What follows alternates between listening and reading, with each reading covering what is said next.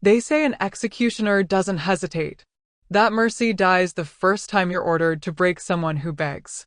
Cale Blackthorn had ended that weakness in himself years ago, or so he believed. Until the moment his hand closed around the throat of a trembling Omega, and his entire world shattered into something he couldn't control. Hello, beautiful souls. Welcome back to the channel, or if you're new here, welcome to a story that's about to wreck you in the best way possible. I'm so glad you're here. Drop a comment below and tell me where you're watching from. Are you team love conquers all or team some bonds are too dangerous to keep? And hey, if you haven't subscribed yet, do me a favor and hit that button right now. Trust me, you're going to want to see how this one ends.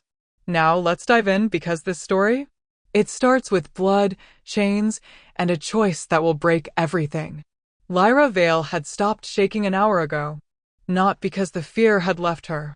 Fear was a living thing now, coiled in her chest like a second heartbeat.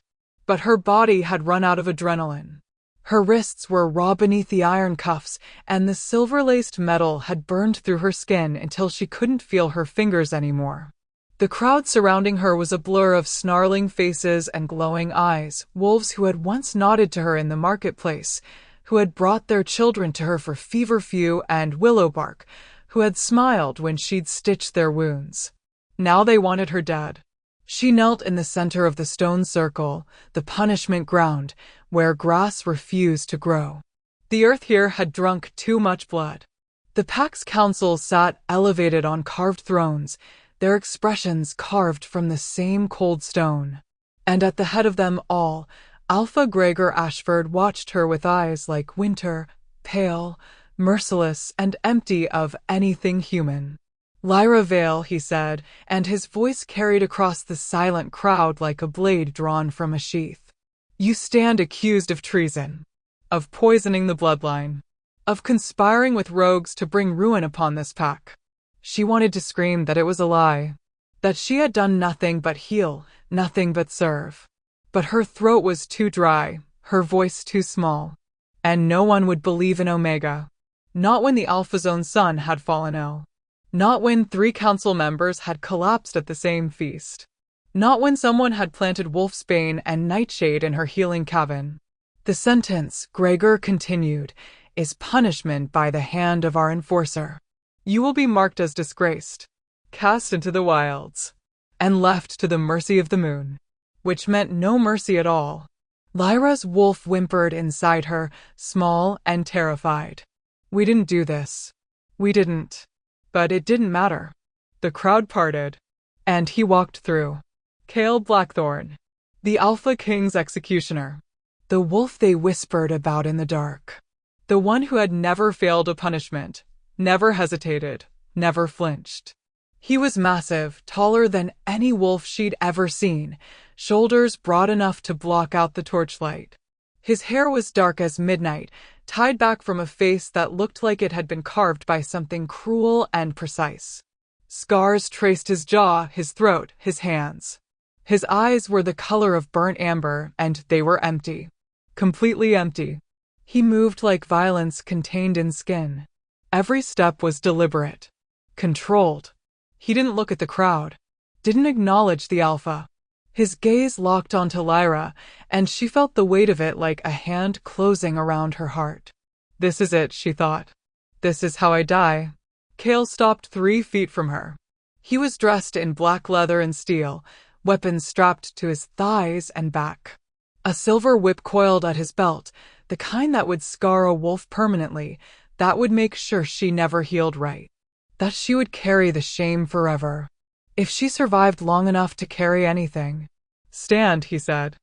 His voice was low, rough. It didn't sound like it had been used for kindness in a very long time. Lyra tried. Her legs wouldn't cooperate. The chains were too heavy, the silver poisoning her system, making her weak and dizzy. She stumbled, and a ripple of laughter moved through the crowd. Cale's jaw tightened. He reached down, and Lyra flinched so hard she nearly fell again. But he didn't strike her. His hand closed around her upper arm, and he hauled her to her feet with a strength that should have hurt but somehow didn't. For just a second, His grip was almost careful. Then he let go and his expression went cold again. You were accused of treason, he said, loud enough for the pack to hear. Do you confess? Lyra's breath came in short, jagged gasps. She forced herself to meet his eyes. No. The word came out broken. Barely a whisper. Cale stared at her. Something flickered behind his gaze, too fast for her to catch. Then it was gone. Then you will be marked, he said. And exiled. He reached for the whip. And Lyra closed her eyes. Please, she prayed to the moon, to the goddess, to anything listening. Please let it be fast. Cale's fingers brushed the scarred skin of her shoulder, just a whisper of contact as he positioned her for the first strike. She was shaking again now. He could feel it. Could smell the terror rolling off her in waves, mixing with the bitter tang of silver burn and the faint, floral scent of herbs that clung to her skin. He had done this 100 times. It never bothered him. But his hand wouldn't move. His wolf was snarling. Not at her, at him. Furious. Desperate. It clawed at his mind, and Cale shoved it down with the brutal efficiency he'd perfected over years of discipline. He didn't have a wolf anymore. He had a weapon. And weapons didn't hesitate. He raised the whip. And then he touched her neck. Just to steady her. Just to angle her correctly for the strike. His palm settled against the curve where her shoulder met her throat. And the world exploded. The bond didn't snap into place. It detonated. A shockwave of recognition so violent, so absolute, that Cale's knees nearly buckled. His wolf roared to the surface, ripping through every barrier he'd built, and for the first time in years, Cale Blackthorn felt everything. Mate. Mate. The word ricocheted through his skull like a bullet. His hand was still on her skin, and he could feel her pulse, rapid, terrified, alive, and his wolf was screaming at him to claim her, protect her, kill anyone who dared stand between them. Lyra gasped. She felt it too. Her head snapped up, and her eyes, those wide, forest-green eyes, locked onto his. Confusion. Shock. And then the worst thing he'd ever seen. Fear. She thought this was part of the punishment. She thought he was going to hurt her worse. Cale's hand tightened on her shoulder, not to harm, but to ground himself, because his entire body was shaking now and the crowd was watching and the alpha was waiting, and this couldn't be happening, this couldn't be real. But it was. The mate bond burned between them like a living wire. And Cale Blackthorn, the wolf who had sworn never to mate, never to weaken himself with love, stood in front of 300 wolves holding the one thing he'd tried his entire life to avoid. The whip fell from his hand. He pulled her closer. And in a voice loud enough for the entire pack to hear, rough and ruined and absolutely certain, he said, "She's mine." The crowd erupted. What do you think happens next? Drop your wildest predictions below, and if you're already hooked, smash that subscribe button because this story is about to get so much more intense. You're not ready. The silence that followed Cale's declaration lasted exactly 3 seconds. Then chaos. The crowd exploded into snarls and shouts, wolves pressing forward against the circle's boundary, their eyes flashing gold and silver in the torchlight. The council members rose from their thrones, faces twisted in shock and fury. And Alpha Gregor didn't move at all. He simply stared at Cale with an expression that promised death. But Cale didn't care. His entire world had narrowed to the woman trembling in his grip. Lyra was staring up at him with those wide green eyes, and he could see the exact moment her brain caught up to what had just happened. The confusion bled into disbelief. Then horror. "No," she whispered. "No, you can't. This isn't." Quiet. His voice came out rougher than he intended, and she flinched. He felt that flinch like a knife between his ribs. His wolf snarled at him, furious that he'd frightened her, desperate to comfort her. Cale had spent years learning to ignore his wolf's instincts. He was discovering that the mate bond made that impossible. He could feel her terror. Could taste it on the back of his tongue. And underneath that, pain. So much pain. The silver in her chains was burning through her system, poisoning her slowly, and his wolf was howling at him to remove them. Free her. Make it stop. Kale's hands moved before his brain caught up. He grabbed the chains and pulled, using the brute strength that had made him useful to the Alpha. The iron link snapped. The cuffs fell away. Lyra gasped as the silver stopped burning her, and the sound went straight through him. Kale Blackthorn. Alpha Gregor's voice cut through the noise like a blade. The crowd fell silent instantly. Explain yourself. Kale turned to face the Alpha, keeping Lyra behind him. His body had shifted into a defensive stance without conscious thought, shielding her from the pack's line of sight. From their judgment. From their teeth. She's my mate, he said flatly. I claim her under pack law. She is a traitor. Gregor descended the steps slowly, deliberately. He was smaller than Kale, but older, more controlled, and the power of an alpha rolled off him in waves. Accused of poisoning my bloodline. You would claim a wolf who tried to murder my son. I would claim my mate. Kale's voice didn't rise, but every wolf in the circle felt the weight of it. Pack law is clear. A mate bond supersedes all other claims. Pack law also states that an enforcer who fails his duty forfeits his position. Gregor stopped 10 feet away, his pale eyes narrowed. You were ordered to punish her. To mark her as disgraced. Instead, you've made a spectacle of yourself and endangered this pack's justice. The bond doesn't lie. Kale's jaw tightened. If she's my mate, the moon chose her. Are you questioning the goddess? It was a calculated risk. Invoking the moon's authority was the only card he had left, and they both knew it.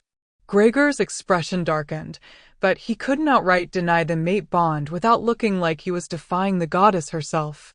The Alpha's eyes shifted to Lyra, still half hidden behind Kale's broad frame. Then let her speak. Let your mate defend herself against the charges. Kale felt Lyra stiffen. Her hand, small, scarred from years of working with herbs and fire, gripped the back of his leather vest like she was drowning, and he was the only solid thing left. I didn't do it, she said, and her voice was stronger than Kale expected. Still shaking, but audible. I'm a healer.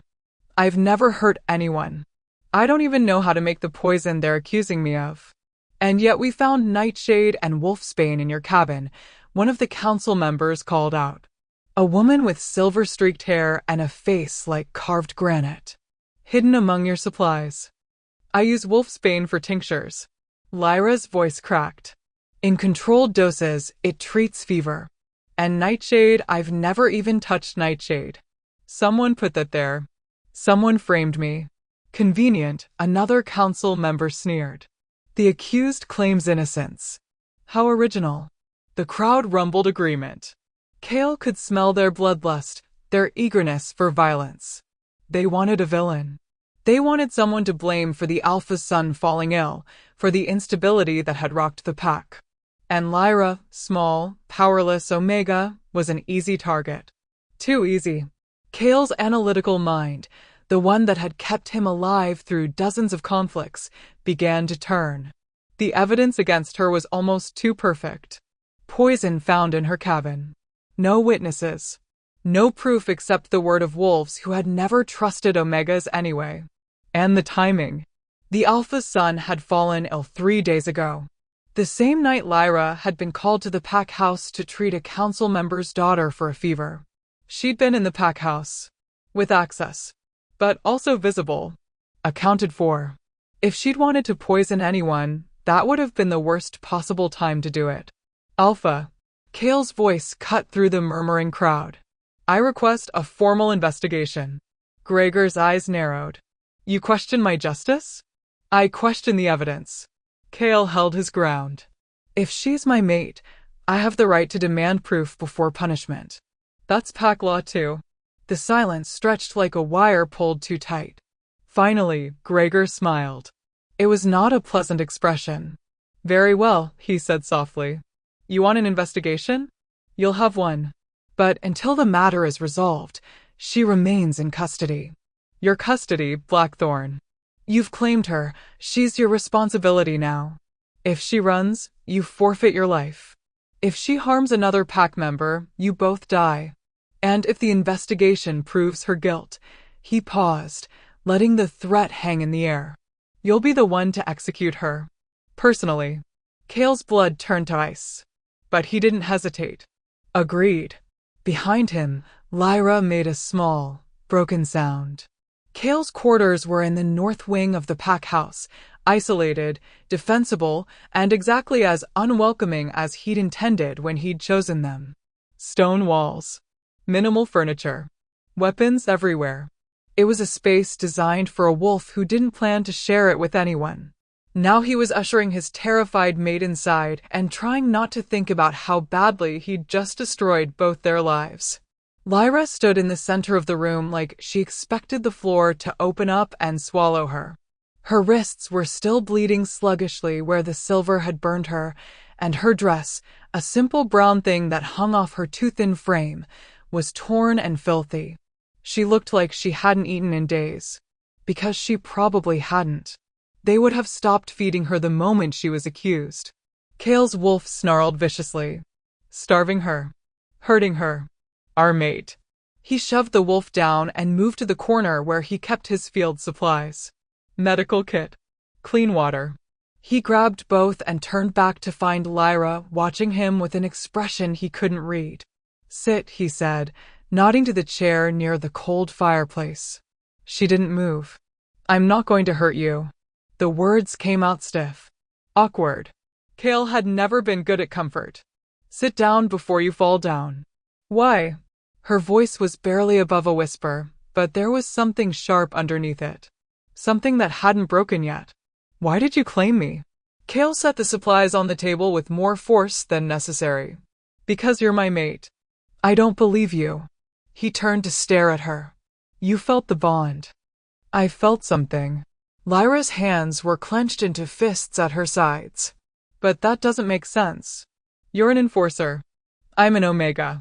And you were sent to destroy me. Her voice cracked on the last word. So why would the moon? I don't know. The admission came out harsher than he meant it to. I don't understand it either. But the bond is real. And pack law protects you now. So sit down. For a long moment, she just stared at him. Then, slowly, she sank into the chair. Her legs seemed to give out halfway, and she nearly collapsed into it. Kale knelt in front of her, and she went absolutely rigid. I'm going to clean those burns, he said quietly, carefully. Like she was a wild animal he might spook. The silver needs to be neutralized or it'll keep poisoning you. I need to touch your wrists. Is that acceptable? Lyra blinked at him. Like she couldn't quite believe he was asking permission. Yes, she whispered finally. Kale took her left hand. Her skin was soft under his callous fingers, delicate in a way that made something in his chest twist painfully. The silver burns were worse up close, angry red welts that had blistered and torn. He'd seen wolves lose hands to silver poisoning. He worked in silence, cleaning the wounds with a solution that would draw out the silver, then wrapping them in clean bandages. Lyra didn't make a sound, but he could feel her trembling. Could smell the fear still rolling off her. She was terrified of him. And he couldn't blame her. I've never had a mate, he said suddenly. The words surprised him as much as her. Never wanted one. I thought the bond was a weakness. Something that made you vulnerable. Lyra said nothing. I've done terrible things, Kale continued, finishing the bandage on her right wrist. As an enforcer. I've hurt people. Killed people. I don't expect you to trust me. Or forgive me for what I am. He looked up and met her eyes. But I won't let them kill you. Whatever it takes. Something shifted in her expression. Not trust. Not yet. But maybe the smallest crack in the wall of her fear. I didn't poison anyone, she said softly. I swear on the moon I didn't do it. I know. Her eyes widened. You believe me? You're a healer. Kale stood, putting space between them because the urge to touch her again was becoming overwhelming. Healers don't poison. And the evidence against you is too convenient. Someone wanted you accused. He paused. Do you have enemies? Anyone who would want to frame you? Lyra laughed, a bitter, broken sound. I'm an Omega. Everyone's my enemy. It was meant to be a joke, but Kale heard the truth underneath it. Omegas were the lowest rank in pack hierarchy. Overlooked. Underestimated. Used. Disposable. His wolf was still snarling, furious at the thought of anyone treating their mate that way. Not anymore, Kale said quietly. You're my mate now. That makes you untouchable. Unless the investigation proves I'm guilty. Lyra's voice went hollow. Then you have to kill me yourself. Those were the terms. Kale's jaw tightened. It won't come to that. You don't know that. I'll make sure it doesn't come to that. They stared at each other across the small room. Outside, Kale could hear the pack settling for the night, the murmur of voices and the distant howls of perimeter guards. Normal sounds. Safe sounds. Everything except what was happening in this room. Finally, Lyra looked away. I don't understand you, she whispered. I don't understand any of this. That makes two of us. Kale moved toward the door. I'm going to stand guard. You should rest. Where will you sleep? I don't. It wasn't entirely true, but close enough. Enforcers learn to survive on catnaps and adrenaline. Lyra stood abruptly. You can't just, I won't take your bed. I can sleep on the floor. You'll sleep in the bed. His voice came out harder than he meant it to. Lyra flinched again, and Kale forced himself to soften his tone. Please. You're hurt. You need rest. Just let me do this one thing right. For a moment, he thought she'd argue. Then her shoulders sagged, exhaustion finally winning over pride. Okay, she said quietly.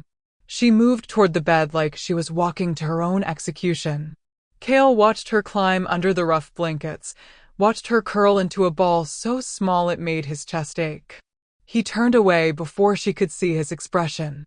Kale. He froze. It was the first time she'd used his name. Thank you, she whispered. For claiming me. Even if I don't understand why. Kale's hands curled into fists at his sides. Get some sleep, Lyra. He left the room before he did something stupid. Like promise her things he had no right to promise. Like swear he'd burn down the entire pack if they tried to take her from him. Like admit that the moment the bond had snapped into place, his entire world had shifted on its axis, and he'd never be the same wolf again. Is Kale about to become the most protective mate ever, or is he hiding something darker? Drop your theories below. Kale didn't sleep. He stood outside his door for 3 hours, listening to Lyra's breathing slowly even out as exhaustion finally dragged her under. Every instinct screamed at him to go back inside, to stay close, to guard her while she was vulnerable. But he forced himself to remain in the hallway. She needed space. Distance. She needed to not be terrified every time she looked at him. Around midnight, footsteps echoed down the corridor. Heavy. Deliberate.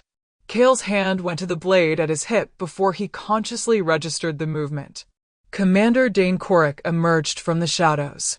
He was Kale's only friend, if you could call their relationship friendship. They'd trained together, fought together, bled together. Dane understood what it meant to be the Alpha's weapon. You've lost your mind, Dane said without preamble. His voice was low, careful not to carry. The entire pack is talking about nothing else. Kale Blackthorn, the wolf who's never shown mercy, claiming a traitor as his mate in the middle of her own punishment. He shook his head. What were you thinking? I wasn't. Kale's voice was flat. The bond just happened. Bonds don't just happen in the middle of an execution. Dane moved closer, his expression serious. Kale, listen to me. Gregor is furious. He wanted that Omega dead, and you've complicated everything. If you can't prove her innocence, I will. How? Dane's eyes narrowed. You have no evidence. No witnesses. And the council is convinced she's guilty. They want her to be guilty because the alternative is that someone in the inner circle is a traitor. Someone close to the Alpha. Kale had already reached the same conclusion. Then I'll find out who. You have 3 days. Dane glanced at the door behind Kale. That's all Gregor's giving you before he demands a resolution. 3 days to investigate, find the real culprit, and prove your mate's innocence. Or, he didn't finish the sentence. He didn't have to. I know the terms. Cale's jaw tightened. I'll handle it. Will you? Dane's voice dropped even lower. Because if she's guilty, Cale, if there's even a chance she's guilty, you need to walk away now. The mate bond is strong, but it's not worth your life. Not worth your position. You've worked too hard to throw it all away for an Omega you just met. Something cold and dangerous moved through Cale's chest. She's innocent. You don't know that. I know. The words came out with more force than he intended. She's not a killer, Dane. And someone went to a lot of trouble to make her look like one. Dane studied him for a long moment. Then he sighed. You're in deep already, aren't you? The bond's got its hooks in you. Cale said nothing. Fine. Dane pulled a folded piece of paper from his jacket. Then you'll want to see this. I did some digging after your declaration. Found something interesting in the healer's records. Cale took the paper, unfolding it carefully. It was a ledger page, a list of herbs and supplies requisitioned from Lyra's cabin over the past 6 months. His eyes scanned down the entries until they caught on one name that appeared repeatedly. Nightshade. Requested by Councilwoman Mara Voss. Nightshade isn't illegal, Dane said quietly. In controlled doses, it has medicinal uses. But Mara's been requisitioning it every 2 weeks for the past 4 months. That's excessive. Cale's mind turned over the information. Councilwoman Mara Voss. Silver-haired. Sharp-tongued.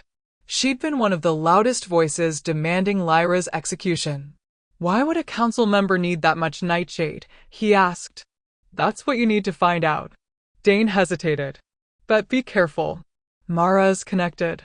Her daughter is engaged to the Alpha's nephew. If you accuse her without proof, I'll get proof. Cale. Thank you. Cale met his friend's eyes. For this. For not turning your back on me. Dane's expression softened slightly. Don't thank me yet. I still think you're insane. But, he glanced at the door again. If she really is innocent, if someone did frame her, then she deserves better than what this pack was going to give her. Just, don't lose yourself in this. The bond can make you do stupid things. Too late, Cale said quietly. Dane left without another word. Cale stood alone in the hallway, staring at the ledger page. A lead. Finally. It wasn't much, but it was something. He'd start with Mara, trace the nightshade, find out who had access to Lyra's cabin. He'd find the real traitor. He had to. Behind him, he heard movement from inside his quarters. Soft footsteps. Then Lyra's voice, muffled through the door. Cale. She sounded scared. He was inside before conscious thought caught up to instinct. Lyra stood in the center of the room, wrapped in one of his blankets, her face pale in the moonlight streaming through the window. She looked small, fragile, and completely terrified. What's wrong? Cale scanned the room for threats, finding none. Are you hurt? I heard voices. Her voice was barely above a whisper. I thought someone was coming for me. The fear in her eyes made his chest tighten painfully. No one's coming for you. I won't let them. You can't promise that. Lyra's hands twisted in the blanket. You heard what the Alpha said. 3 days. And then I'll have found the real traitor. Cale moved closer slowly, carefully. I have a lead. Someone who's been requisitioning large amounts of nightshade. I'm going to follow it. Who? He hesitated. Councilwoman Mara Voss. Lyra's eyes widened. Mara? But she was one of the ones who accused me. She stopped, something shifting in her expression. Wait. Her daughter. Alara. What about her? She's been sick. Lyra's words came faster now, like pieces of a puzzle suddenly clicking together. For months. Nothing serious. Headaches, fatigue, nausea. Mara brought her to me several times. I gave her willow bark and chamomile, but nothing seemed to help. Cale's mind raced. What are the symptoms of long-term nightshade exposure? Headaches. fatigue, nausea. Lyra's voice dropped to a horrified whisper. Oh gods. You think Mara's been poisoning her own daughter? I think someone's been using nightshade from your supplies to make it look like you're the source. Kale pulled out the ledger page. Look at the dates. The requisitions line up with when the Alpha's son fell ill, and with when the council members collapsed. Lyra took the paper with shaking hands. Her eyes scanned the entries, and Kale watched her expression shift from confusion to understanding to fury. Someone took my supplies, she said quietly. Used my herbs. Made it look like I was the one poisoning people. Her hands clenched into fists, crumpling the paper. They used my work, everything I've built, every person I've helped, and turned it into a weapon against me. The rage in her voice surprised him. This wasn't the broken, terrified Omega from the punishment circle. This was someone who'd been wronged, and who was finally realizing the depth of that wrong. This was the woman his wolf had recognized as mate. I'm going to find out who, Kale said. And I'm going to make them pay. How? Lyra looked up at him, and there was something fierce in her eyes now. Something that hadn't been there before. Mara's on the council. She has power. Connections. Even if you prove she's been requisitioning Nightshade, that doesn't prove she's the one who framed me. It doesn't prove anything except that she had access. She was right. And Kale hated that she was right. Then we need more, he said. We need to find out who had access to your cabin. Who planted the poison. Who? A knock at the door made them both freeze. Kale's hand went to his blade. Stay behind me. He moved to the door, every sense on high alert.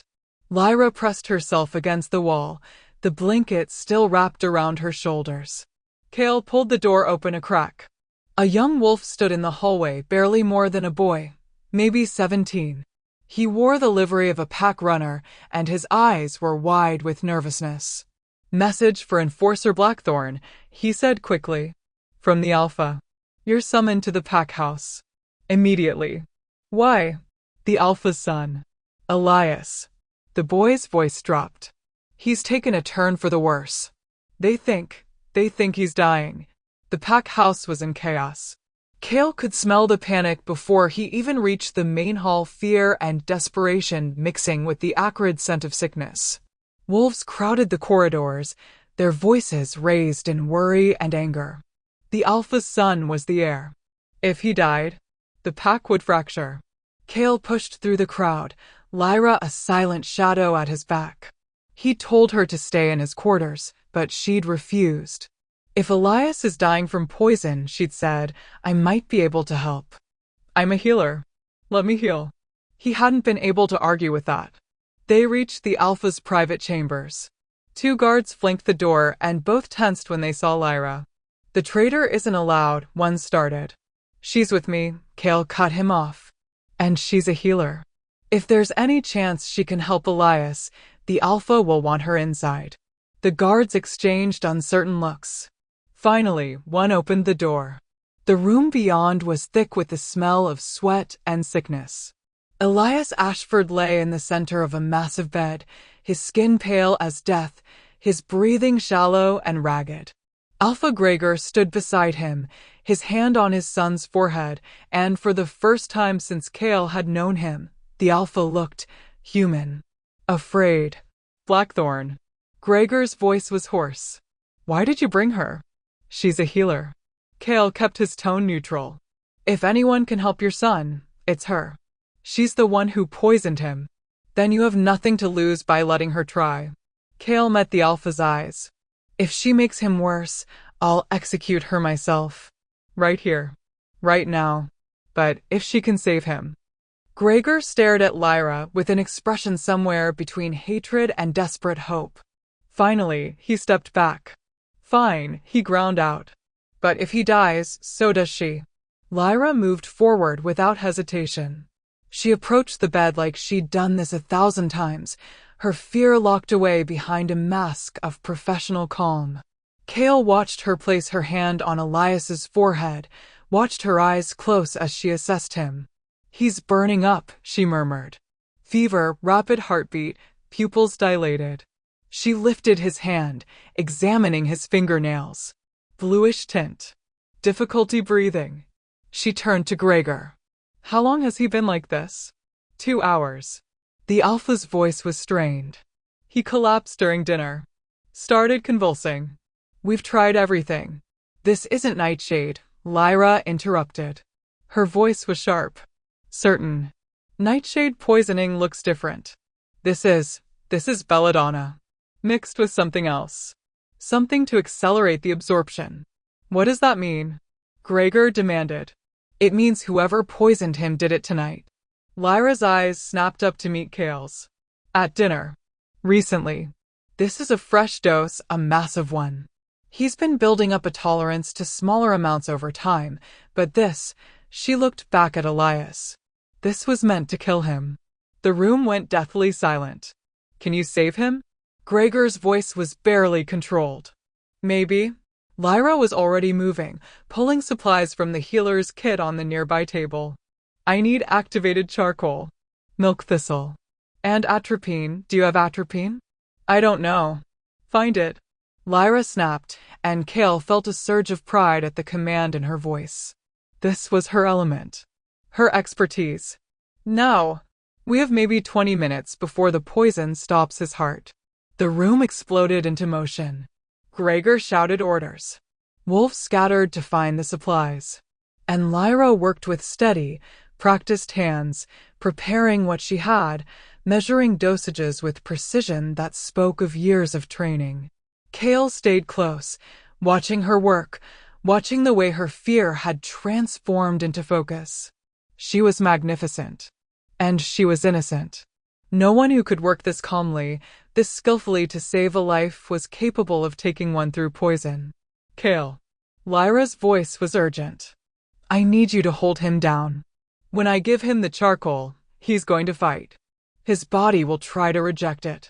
Kale moved to the bed, placing his hands on Elias's shoulders.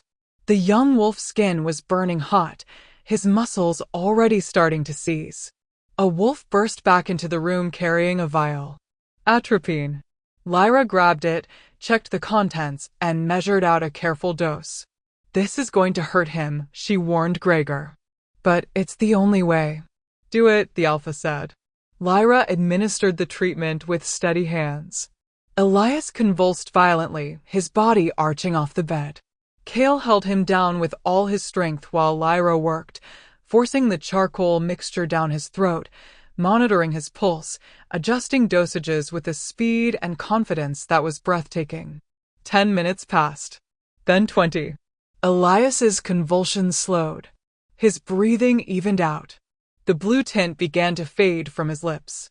And finally, his eyes fluttered open. Father. His voice was weak, confused. Gregor made a sound somewhere between a sob and a laugh. He gripped his son's hand like he'd never let go. You're alive. You're alive. The room erupted in relieved voices. But Kale was watching Lyra. She'd stepped back from the bed, her hands shaking now that the crisis was over, her face pale. She looked like she might collapse. He moved to her side, steadying her with a hand on her elbow. You did it, he said quietly. He's not out of danger yet. But there was satisfaction in her voice. Pride. He'll need monitoring for the next 24 hours. But he should recover. Lyra Vale. Alpha Gregor's voice made them both turn. The Alpha was staring at Lyra with an expression Kale couldn't quite read. You saved my son's life. I'm a healer, Lyra said simply. It's what I do. Even when accused of being the one who poisoned him in the first place? Especially then. Lyra's voice was steady. Because I knew I didn't do it. And I knew whoever did is still out there. Still poisoning people. Your son was given a fresh dose tonight, Alpha. At dinner. Which means the real traitor is someone with access to your table. The implications hung in the air like smoke. Someone close to the Alpha. Someone trusted. Someone who'd framed an innocent Omega to hide their crimes. Gregor's eyes narrowed. Find them, he said to Kale. I'm giving you full authority to investigate. Question anyone. Search anywhere. Find the wolf who did this to my son. I will. Kale's hand tightened on Lyra's elbow, a protective gesture he couldn't quite suppress. And when I do, They'll wish they'd never been born. They were halfway back to Kale's quarters when Lyra suddenly stopped in the middle of the corridor. "Something's wrong," she whispered. Kale's senses went on high alert. "What?" "At dinner. You said Elias was poisoned at dinner." Lyra turned to face him, her expression troubled. "But I recognize the progression. The symptoms. He's been building up a tolerance, which means he's been exposed to small doses over weeks. Maybe months. So the same thing happened with the council members who collapsed." Lyra's voice grew more urgent. "They didn't die. They got sick, but they recovered. Just like Elias will recover. Whoever's doing this," she paused. "They're not trying to kill anyone." Kale frowned. "That doesn't make sense. Why poison people without killing them?" "I don't know." Lyra's brow furrowed. Unless the poisoning isn't the point. Unless it's a distraction. A way to create chaos. To make everyone paranoid and suspicious while the real plan happens somewhere else. A chill ran down Kale's spine. What real plan? Before Lyra could answer, a scream echoed through the pack house. "Hi!" Terrified. Coming from the direction of the council chambers. Kale and Lyra ran. They reached the chambers to find wolves crowding the doorway, their voices raised in shock and horror. Kale pushed through the crowd, Lyra close behind him. Inside, Councilwoman Mara Voss lay on the floor. Dead. Her eyes were open, staring at nothing. Foam flecked her lips. And clutched in her hand was a vial, empty except for traces of a dark liquid. Nightshade. She poisoned herself, someone whispered. But Kale knelt beside the body, his trained eye catching details others missed. The angle of her head. The bruising on her throat. The way her fingers were positioned around the vial. Too perfect, too deliberate. "No," he said quietly. "She was murdered. And someone wanted it to look like suicide." He looked up and met Lyra's eyes across the body. The real traitor had just made their first mistake. They'd gotten desperate. And desperate people made mistakes. The council chambers had been sealed. Kale stood over Mara Voss's body, his mind working through the evidence with cold precision. The other council members hovered near the doorway, their faces pale with shock.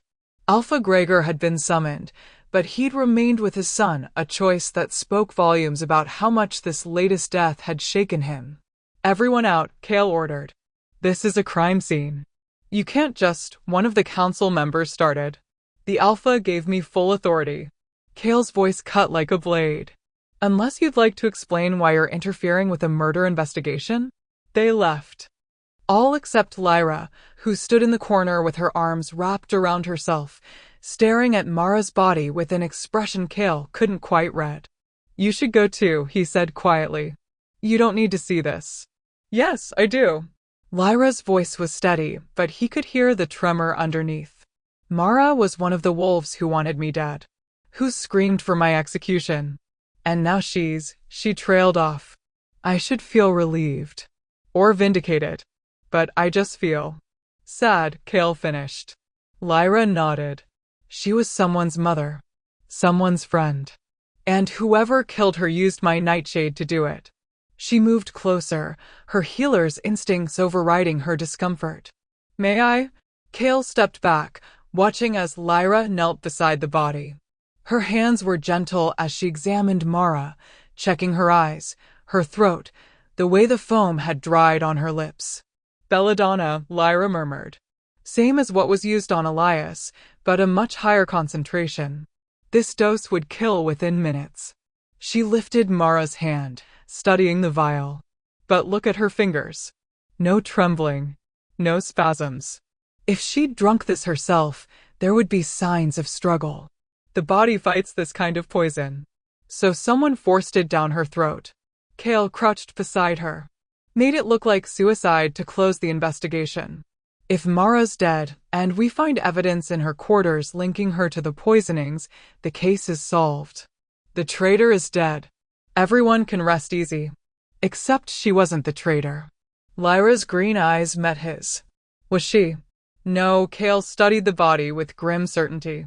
She was a loose end. Someone who knew too much. Or who was being used as a scapegoat, just like you were. Lyra sat back on her heels, her expression troubled. The ledger showed she was requisitioning Nightshade. Large amounts. Why would she need that much unless she was involved? That's what we need to find out. Cale stood, offering Lyra his hand. She hesitated for just a moment before taking it, and the contact sent a jolt through him, the mate bond humming with satisfaction at even this small touch. We're going to search her quarters. Find out what she knew. And who wanted her silenced. Mara Voss's home was a modest cottage on the eastern edge of Pack territory. Tasteful. Well kept. The kind of place that spoke of quiet dignity rather than wealth. The kind of place that didn't match someone orchestrating a poisoning conspiracy. Cale picked the lock with practiced ease, a skill that made Lyra raise her eyebrows but say nothing. They slipped inside as the last light faded from the sky. The interior was exactly what he'd expected. Comfortable furniture. Family portraits on the walls. A kitchen that smelled faintly of herbs and bread. Normal. Ordinary. Except for the locked cabinet in the study. Cale forced it open to find dozens of vials, carefully labeled and organized. Nightshade. Belladonna. Wolfsbane. Hemlock. Enough poison to kill half the pack. Gods, Lyra breathed. She was involved. Maybe. Cale examined the vials more closely. Or maybe someone wanted us to think she was. He pulled out one of the containers, holding it up to the lamplight. Look at the labels. The handwriting. Lyra leaned in. That's not Mara's writing. I've seen her requisition forms. Her handwriting is much neater. More controlled. She frowned. This is almost deliberately messy. Like someone trying to disguise their hand. Cale set the vial down carefully. Someone planted this. Probably the same night they killed her. They're trying to tie up loose ends. Make it look like Mara was the traitor all along, and she killed herself out of guilt. But why? Lyra's voice rose with frustration. What's the point of all this? The poisonings, the frame-ups, the murders, what are they trying to accomplish? I don't know yet. Cale moved through the study, looking for anything else that seemed out of place. But there has to be a connection. Something that ties all the victims together. Elias is the Alpha's heir. The council members who got sick are all influential. Mara was on the council. And you, he stopped, turning to face her. You're an Omega healer. Low ranking. No political power. Why would anyone bother framing you? Lyra was quiet for a long moment. When she finally spoke, her voice was small. Because no one would defend me. I'm easy to blame. Easy to dispose of. She met his eyes. I was never the real target. I was just convenient. The matter-of-fact way she said it made something in Cale's chest twist painfully. She'd accepted her place in the pack hierarchy so completely that she didn't even question why someone would use her as a scapegoat. You're not disposable, he said roughly. Not to me. Lyra's expression softened. The mate bond talking? Maybe. Cale moved closer without meaning to. But I meant what I said earlier. You saved Elias's life tonight. You're skilled. Knowledgeable. You're worth 10 of those council members who wanted you dead. He paused. And you're brave. Walking into that room, knowing they all blamed you, knowing you might make things worse, that took courage. A faint blush colored Lyra's cheeks. I couldn't let him die. Not when I could help. Most people would have. Cale found himself studying her face in the lamplight, the soft curve of her jaw, the way her eyes reflected gold when she was thinking hard about something. She was beautiful. He'd noticed it before, but in an abstract way. Now, standing in the quiet of the cottage with her scent filling his lungs, it hit him like a physical force. His mate. His wolf rumbled with approval, pressing against his consciousness with an urgency that was becoming harder to ignore. Claim her properly. Mark her. Make sure every wolf knows she's ours. Cale shoved the instinct down. Lyra was barely starting to trust him. She didn't need him acting on primitive urges that would only scare her more. We should keep looking, he said, his voice rougher than he intended. There has to be something else here. Something that tells us who's really behind this. They searched for another hour. Kale went through Mara's papers while Lyra examined the bedroom and kitchen. They found nothing useful, just the normal detritus of a life. Bills. Letters from Mara's daughter. A journal that documented council meetings in meticulous detail but revealed nothing suspicious. It was Lyra who finally found it. Kale. Her voice was urgent. Come here. He found her in the kitchen, crouched in front of a cabinet beneath the sink. She'd pulled out all the cleaning supplies and was pointing at something scratched into the wooden back panel. Numbers. A date. And a name. Ashford. 3 weeks. Air protocol. Kale's blood ran cold. Air protocol. That's the succession ceremony, Lyra finished. When the Alpha officially names his heir and transfers part of his power. She looked up at him. It's scheduled for 3 weeks from now. Elias was supposed to receive the Alpha's mark and be recognized as the next leader. Kale repeated. Before he got sick. They stared at each other as the pieces began to click into place. Someone's trying to stop the succession, Lyra said slowly. They've been poisoning Elias, not to kill him, but to make him weak. Unreliable. Unfit to lead. And they've been poisoning the council members who support him, creating chaos and instability. So when the ceremony happens, there's doubt. Kale's mind raced through the implications. If Elias is seen as too weak, too compromised, the council can challenge the succession. Call for a different heir. Or no heir at all. Lyra stood, her expression grave. If the succession fails, the pack descends into chaos. Different factions fighting for control. And in that chaos, someone else takes power, Kale finished. The question was, who? They returned to Kale's quarters well after midnight. The pack house was quiet, but Kale could feel the tension humming through the walls. News of Mara's death had spread. Wolves were scared. Paranoid. Exactly what the traitor wanted. Lyra sank into the chair by the cold fireplace, exhaustion etched into every line of her body. We need to figure out who benefits from stopping the succession, she said. Who has the most to gain from Elias being discredited? The Alpha's nephew, Kale said immediately. Roman Ashford. He's next in line if Elias is passed over. But Roman is engaged to Mara's daughter. Lyra frowned. If he's behind this, why would he kill his future mother-in-law? Because she found out. Kale began to pace. Or because she was helping him and became a liability. Either way, Roman has motive. He's ambitious. Ruthless. And he's been vocal about his belief that Elias is too soft to lead. Can you prove it? Not yet. Kale's hands curled into fists. But I will. Lyra was quiet for a moment. Then, Kale, what happens if we can't? What happens if we can't find proof before the 3 days are up? He stopped pacing. Turned to face her. We will. But if we don't? Lyra. He moved to kneel in front of her chair, bringing them eye level. I won't let them hurt you. I don't care what I have to do. I don't care what laws I have to break. You're my mate. That means something to me. Her eyes searched his face. Why? She whispered. Why does it mean something? You said yourself you never wanted a mate. That you thought it was a weakness. I did think that. Kale's throat tightened. For years, I watched wolves get soft. Watched them make stupid decisions because their mates asked them to. Watched them become vulnerable in ways that got them killed. He reached up slowly, giving her time to pull away, and brushed a strand of hair from her face. She didn't flinch. I swore I'd never let that happen to me. That I'd stay hard. Controlled. Alone. And now? Now I realize I was lying to myself. The admission came out rough. Raw. The bond didn't make me weak, Lyra. It made me see clearly for the first time in my life. You're not a liability. You're everything I didn't know I needed. Lyra's breath caught. For a long moment, they just stared at each other.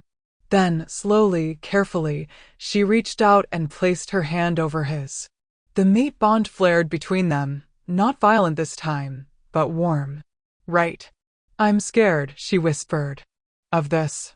Of you. Of what happens if we fail. I know. Kale turned his hand over, threading his fingers through hers. But you don't have to be scared alone anymore. We're in this together now. Together, Lyra repeated, like she was testing the word. I've never had someone fight for me before. Never had someone who, she trailed off, but Kale heard what she didn't say. Never had someone who cared. You have me now, he said quietly. For whatever that's worth. Lyra's smile was small but genuine. It's worth more than you know.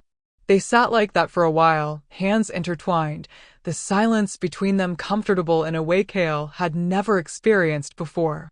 His wolf was content, not pushing, not demanding, just peaceful. Like this was exactly where they were meant to be. Finally, Lyra spoke again. So what's our next move? We watch Roman, Kale said. Closely. If he's behind this, he'll make a mistake. Especially now that Mara's dead and Elias is recovering. He'll be feeling pressured. Desperate. And desperate people do stupid things, Lyra finished. Exactly. There's something else we should consider. Lyra's expression turned thoughtful. The message carved in Mara's cabinet mentioned air protocol. But it didn't specify which air. What if there's more to this than just stopping Elias? Kale frowned. What do you mean? I mean, what if the goal isn't just to discredit Elias? What if someone's planning something bigger? Something that happens during the actual ceremony? The thought sent ice through Kale's veins. The succession ceremony was a sacred ritual, one that required the Alpha to be vulnerable, to open his power to his heir in front of the entire pack. If someone wanted to strike at Gregor himself, we need to talk to the Alpha, he said abruptly. Tell him what we've found. Warn him that this ceremony might be compromised. Will he listen? Lyra's voice was doubtful. He still thinks I might be guilty. And you've defied him by claiming me. He might not trust either of us. She had a point. But they were running out of options. And time. Dawn was breaking when someone pounded on Kale's door. He was on his feet instantly, blade in hand, body positioned between the door and Lyra. She'd fallen asleep in the chair a few hours earlier, and he'd covered her with a blanket rather than wake her. Now she stirred, blinking in confusion. Kale Blackthorn. The voice on the other side was young. Frightened. The Alpha demands your presence. Immediately. There's been another attack. Kale's blood ran cold. Who? The Alpha's nephew. Roman Ashford. Someone tried to poison him. He's alive, but barely. Kale and Lyra exchanged glances. Another poisoning. But this time, the target was the wolf they suspected. Either they'd been wrong about Roman, or someone was eliminating anyone who might challenge them for power. The game had just gotten deadlier. Roman Ashford lay in his quarters, surrounded by healers and guards. He looked worse than Elias had, his skin gray, his breathing labored, his body racked with tremors. Alpha Gregor stood over him, his expression murderous. Who did this? He demanded as Kale and Lyra entered. Who's attacking my family? That's what we're trying to find out. Kale moved to Roman's bedside. The young wolf's eyes were barely open, unfocused with pain and fever. What happened? Breakfast, Roman managed. His voice was a rasp. Tea. Tasted wrong. But I'd already swallowed. The same poison used on Elias and Mara, Lyra said quietly. She was examining the teacup on the nearby table, sniffing carefully. Belladonna. A massive dose. Whoever did this wasn't being subtle anymore. They wanted him dead. Can you save him? Gregor's voice was desperate. Maybe. Lyra was already pulling supplies from her bag. But I'll need the same treatment I used on Elias. And I'll need everyone to leave. Now. I can't work with people crowding me. The Alpha hesitated. Then he nodded. Everyone out. Blackthorn, you stay. Guard her. The room emptied until it was just the four of them, Kale, Lyra, the unconscious Roman, and the Alpha who stood in the corner watching with haunted eyes. Lyra worked with the same calm efficiency she'd shown with Elias. Kale assisted where he could, holding Roman down when the convulsions started, following Lyra's instructions without question. 30 minutes passed. Then 40. Slowly, Roman's color began to improve. His breathing steadied. And finally, his eyes opened fully. "Thank you," he whispered to Lyra. "You saved my life." "Rest," Lyra said gently. "You're not out of danger yet." But Roman's hand shot out, grabbing Kale's wrist with surprising strength. "Kale, I need to tell you." "What?" Kale leaned closer. "Mara." Roman's voice was urgent. "The night she died, I saw someone leaving her cottage. I didn't realize." "Who?" Kale's grip tightened. "Roman, who did you see?" Roman's eyes started to close. The drugs Lyra had given him were pulling him under. But he managed one more word. "Alara." Then he was unconscious.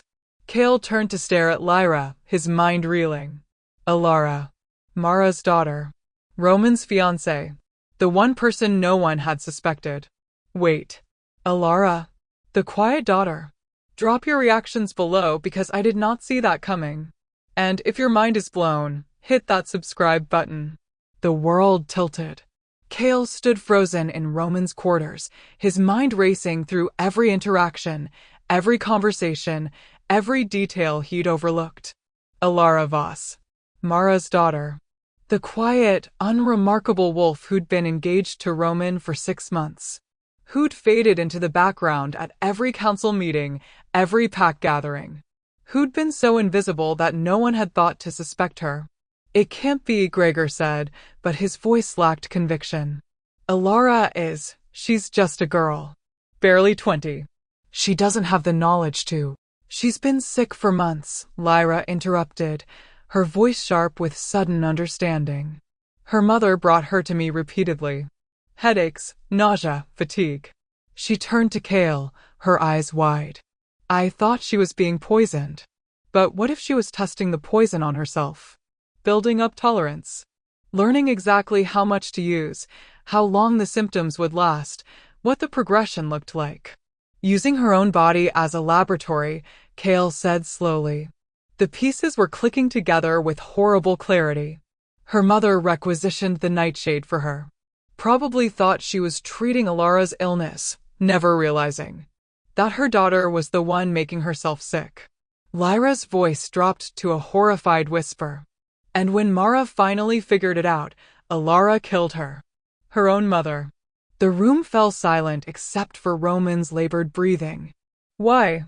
Gregor's voice was raw. Why would she do this? Roman was going to marry her. She would have had position, security, a place in the pack hierarchy. She didn't want a place, Kale said. She wanted power. Real power. He turned to face the Alpha. Think about it. If Elias is discredited and can't take the succession, who's next in line? Roman. And who would rule beside Roman as his mate? Understanding dawned in Gregor's eyes. Alara. But she couldn't just wait for Roman to inherit naturally, Lyra added. That could take years. Decades. So she created a crisis. Poisoned Elias to make him seem weak. Poisoned the council members who supported him to create chaos. Framed me to make everyone paranoid and suspicious. Her voice grew harder. And then, when the succession was in doubt, she would have made her move. By poisoning Roman too, Kale finished. Making it look like someone was targeting the entire Ashford bloodline. Creating enough chaos that the council would have to call for new leadership entirely. And in that chaos, who would they turn to? Gregor's expression was thunderous. Someone stable. Someone who'd been quietly competent in the background. Someone who seemed to have everyone's best interests at heart. Alara. Kale's jaw tightened. She would position herself as the voice of reason. The one who could unite the fractured pack. And with Roman poisoned, recovering, dependent on her care. She'd control him completely, Lyra whispered. He'd be alpha in name only. She'd be the real power. The sheer audacity of it was breathtaking. A lowborn wolf with no rank, no title, orchestrating a conspiracy that would topple the pack's entire leadership structure. Using her perceived weakness, her invisibility, as a weapon. Where is she? Kale demanded. Where's Alara right now? Gregor's face went pale. I don't know. After Mara died, she said she needed time alone to grieve. I gave her leave to, he stopped. The succession ceremony. She volunteered to help with the preparations. She's been in the ceremonial chamber for the past 2 days, organizing the ritual components. Alone. Kale was already moving toward the door. Unsupervised? With access to everything needed for the ceremony. She was grieving, Gregor started. She was planning, Kale snarled. Whatever her endgame is, it's happening at the ceremony. We need to get to that chamber. Now. But Lyra grabbed his arm, holding him back. Wait. If we confront her without proof, she'll just deny everything. She's been careful. Methodical. She won't have left evidence lying around. We don't have time for proof, Kale growled. His wolf was howling for action, for violence, for justice. 3 people have been poisoned. 1 is dead. If we wait, then we play into her hands. Lyra's voice was steady, but Kale could see the fear in her eyes. She's been ahead of us this entire time, Kale. She knew we'd eventually figure out Mara was involved. That's why she killed her. She's planned for every contingency. She glanced at Roman's unconscious form. Except this one. She didn't expect Roman to survive. Didn't expect him to see her that night. So we have surprise on our side, Kale said. For once. Then let's use it wisely. Lyra turned to Alpha Gregor. The ceremony is in 3 days. That's when she'll make her final move. Whatever she's planning, it requires the ritual. The vulnerability it creates. So we let her think she's won. We don't change anything. And we set a trap. Gregor stared at her like he was seeing her for the first time.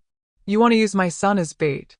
I want to catch a traitor before she destroys your pack, Lyra said evenly. And yes, that means letting the ceremony proceed as planned. But with precautions. Safeguards. She looked at Kale. Can you protect Elias during the ritual? With my life, Kale said without hesitation. Then we have a chance. Lyra's expression was fierce. But we need to be smart. Careful. If Alara suspects we know, she'll run. Or worse, she'll accelerate whatever she's planning. So we act normal, Kale said slowly. We pretend we're still investigating. Still chasing dead ends. And we watch her, Lyra finished. Every move. Every breath. Until she reveals her hand. Gregor was quiet for a long moment. Then he nodded. Do it. But Blackthorn, if anything happens to my son. It won't, Kale said. I promise you that. They left Roman under heavy guard and returned to Kale's quarters as false dawn colored the sky. Lyra was shaking, not from fear this time, but from adrenaline. The realization of how close they'd come to losing everything. She's been watching me, Lyra said suddenly. She stood by the window, staring out at the waking pack. This whole time. She probably chose me specifically because I was the perfect scapegoat. Low ranking. No allies. Easy to frame. Her hands clenched into fists. She used me. Used my work, my reputation, everything I'd built. Turned it into a weapon. Kale moved to stand behind her. Not touching, he could sense she needed space, but close enough to offer comfort if she wanted it.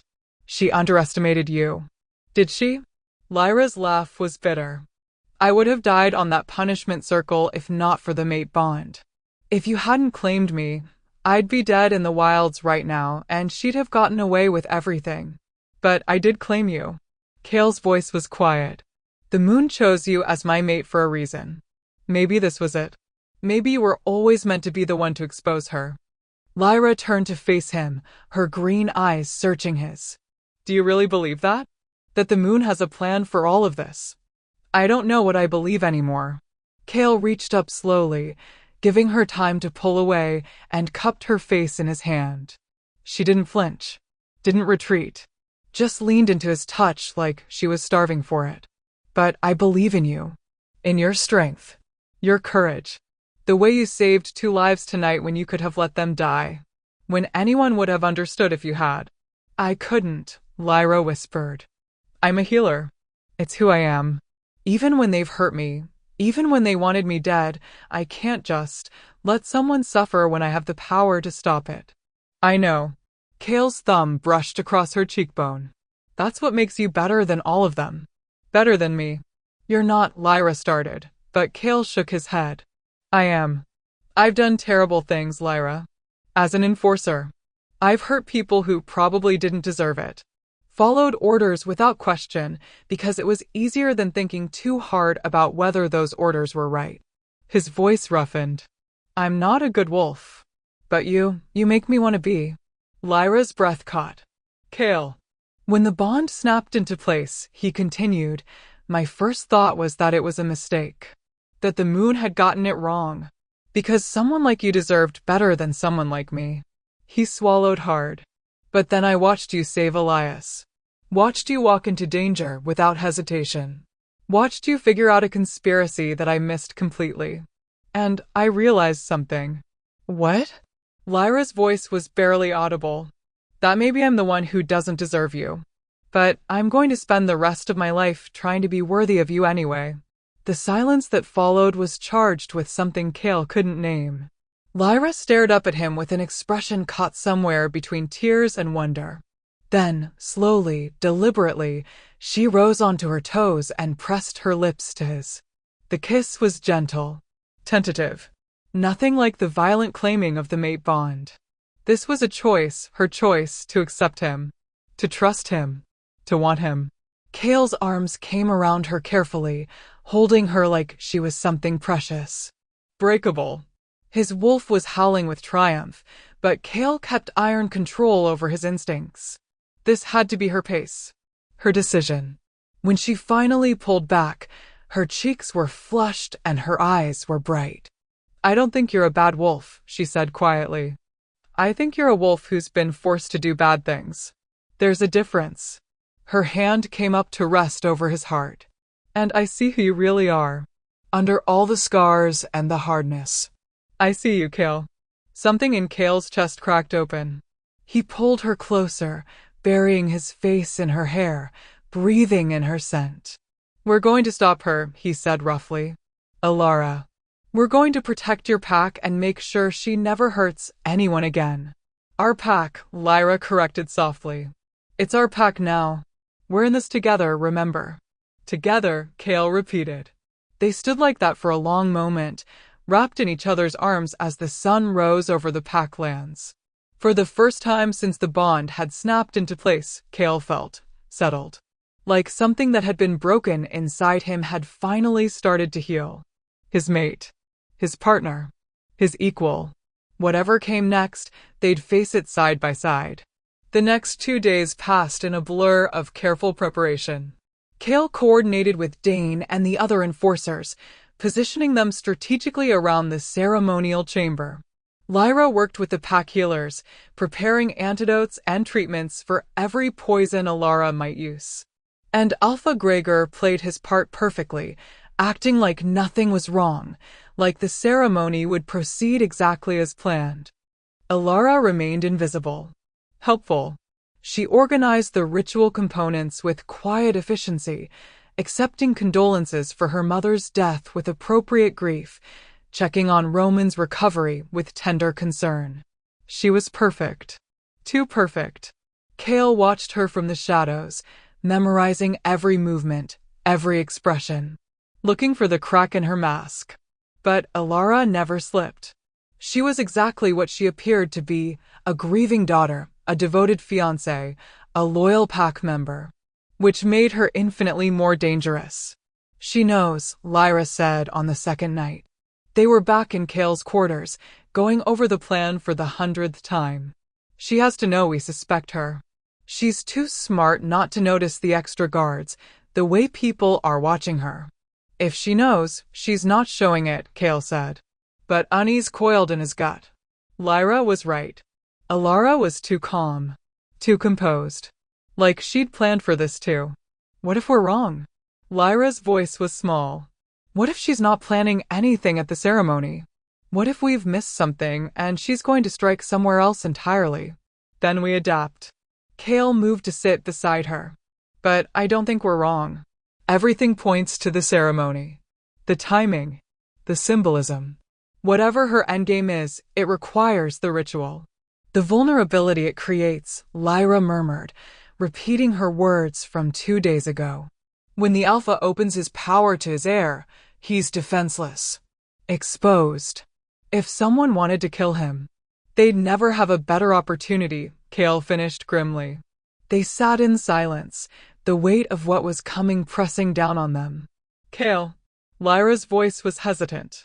If something goes wrong tomorrow, if I don't. His voice was sharp. Don't talk like that. But if I do, she turned to face him, her expression serious. I need you to know that I don't regret this. Any of it. Meeting you. The mate bond. Even everything that's happened. Because for the first time in my life, I feel like I matter. Like I'm not just disposable. Kale's hands framed her face, forcing her to meet his eyes. You are not disposable. You have never been disposable. And nothing is going to happen to you tomorrow. I won't allow it. You can't promise that. Watch me. Kale kissed her, hard and fierce and claiming. You're mine, Lyra Vale. My mate. My partner. And I protect what's mine. With everything I am. Lyra kissed him back, her arms wrapping around his neck, and for a few precious moments the world narrowed to just the two of them. No conspiracy. No danger. Just the mate bond humming between them, warm and right and perfect. When they finally broke apart, Lyra was smiling. Together, she said. Together, Kale agreed. The day of the succession ceremony dawned clear and cold. The entire pack gathered in the great clearing, hundreds of wolves arranged in concentric circles around the ceremonial chamber. The air hummed with anticipation and tension. Everyone knew something was wrong, the extra guards, the whispered rumors, the way the Alpha's eyes were sharp and watchful. But the ritual would proceed. It had to. Kale stood at Elias's right hand, his senses on high alert. Dane was positioned at the chamber's entrance. Other enforcers lined the perimeter, disguised as honor guards.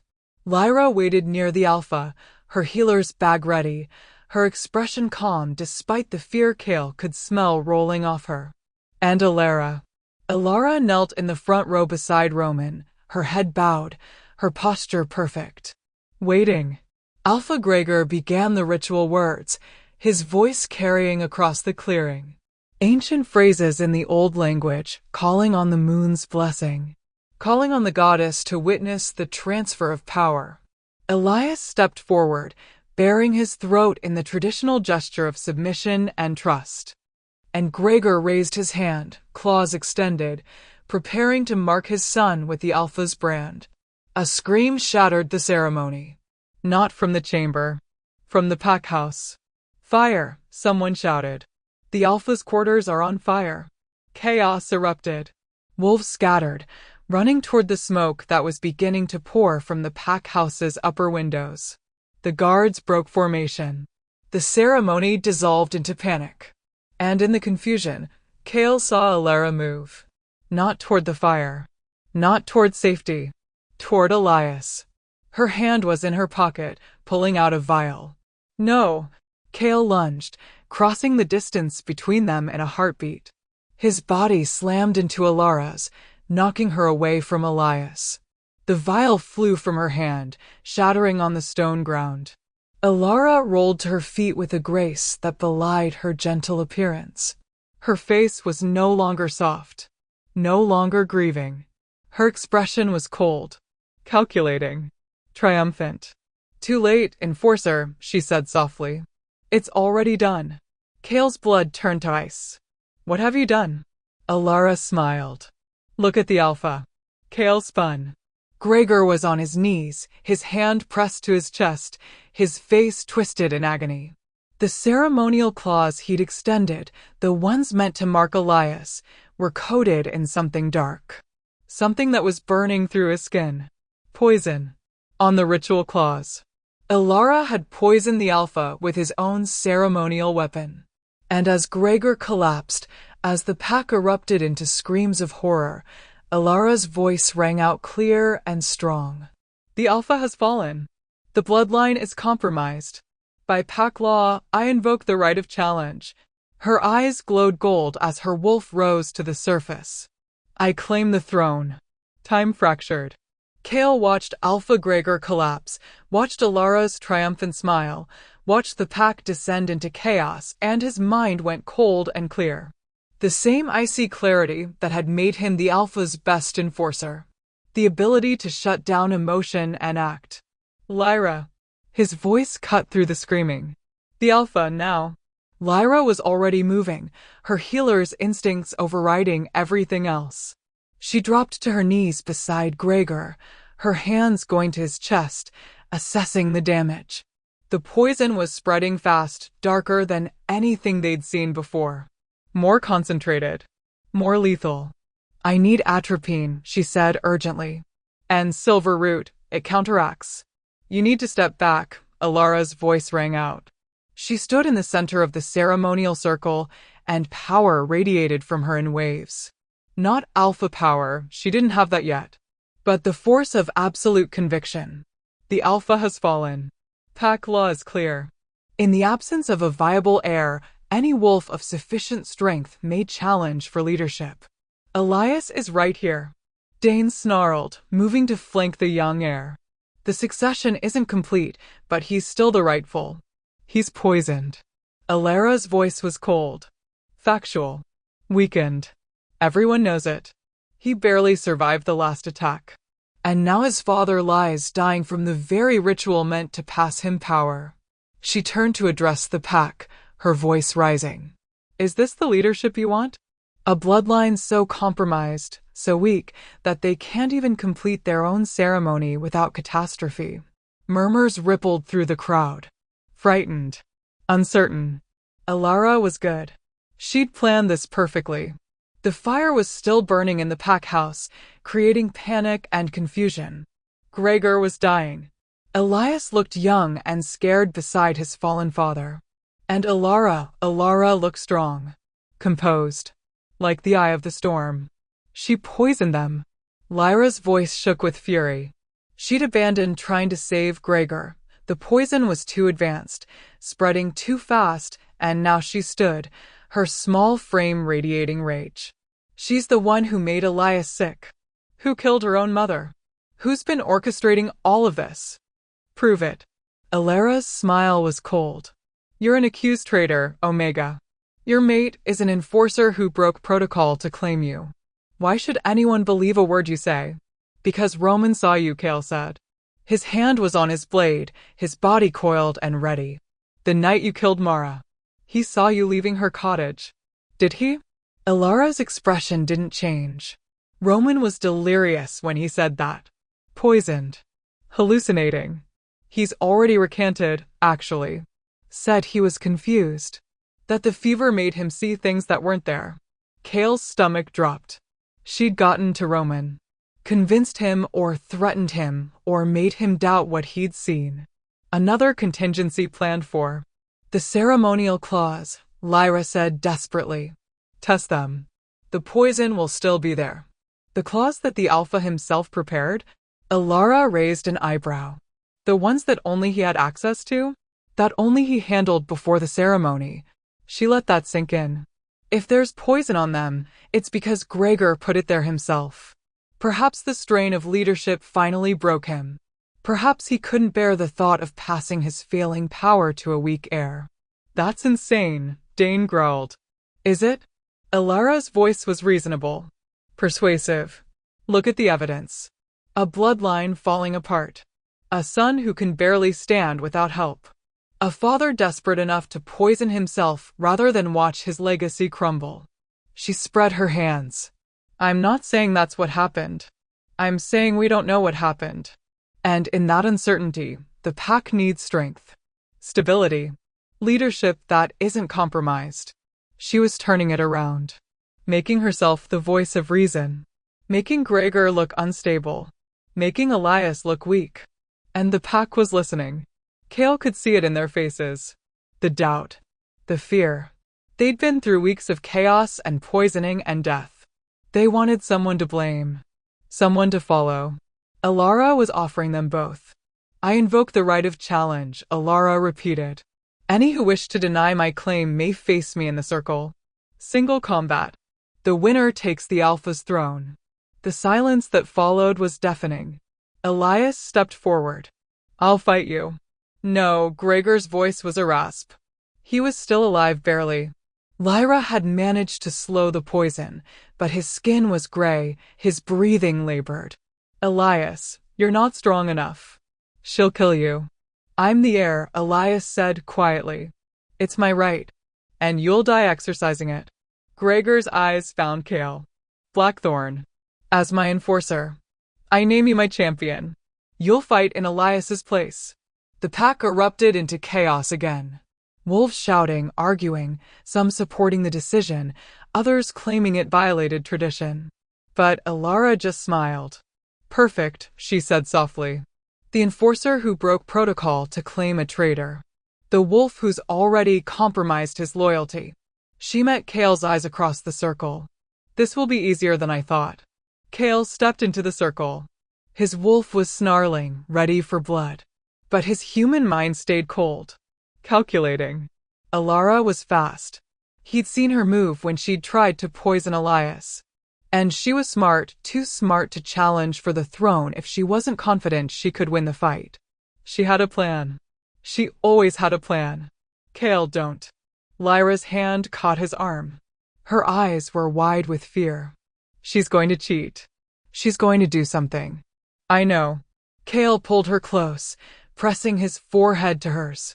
The mate bond hummed between them, and for just a moment, he let himself feel it. The connection. The rightness.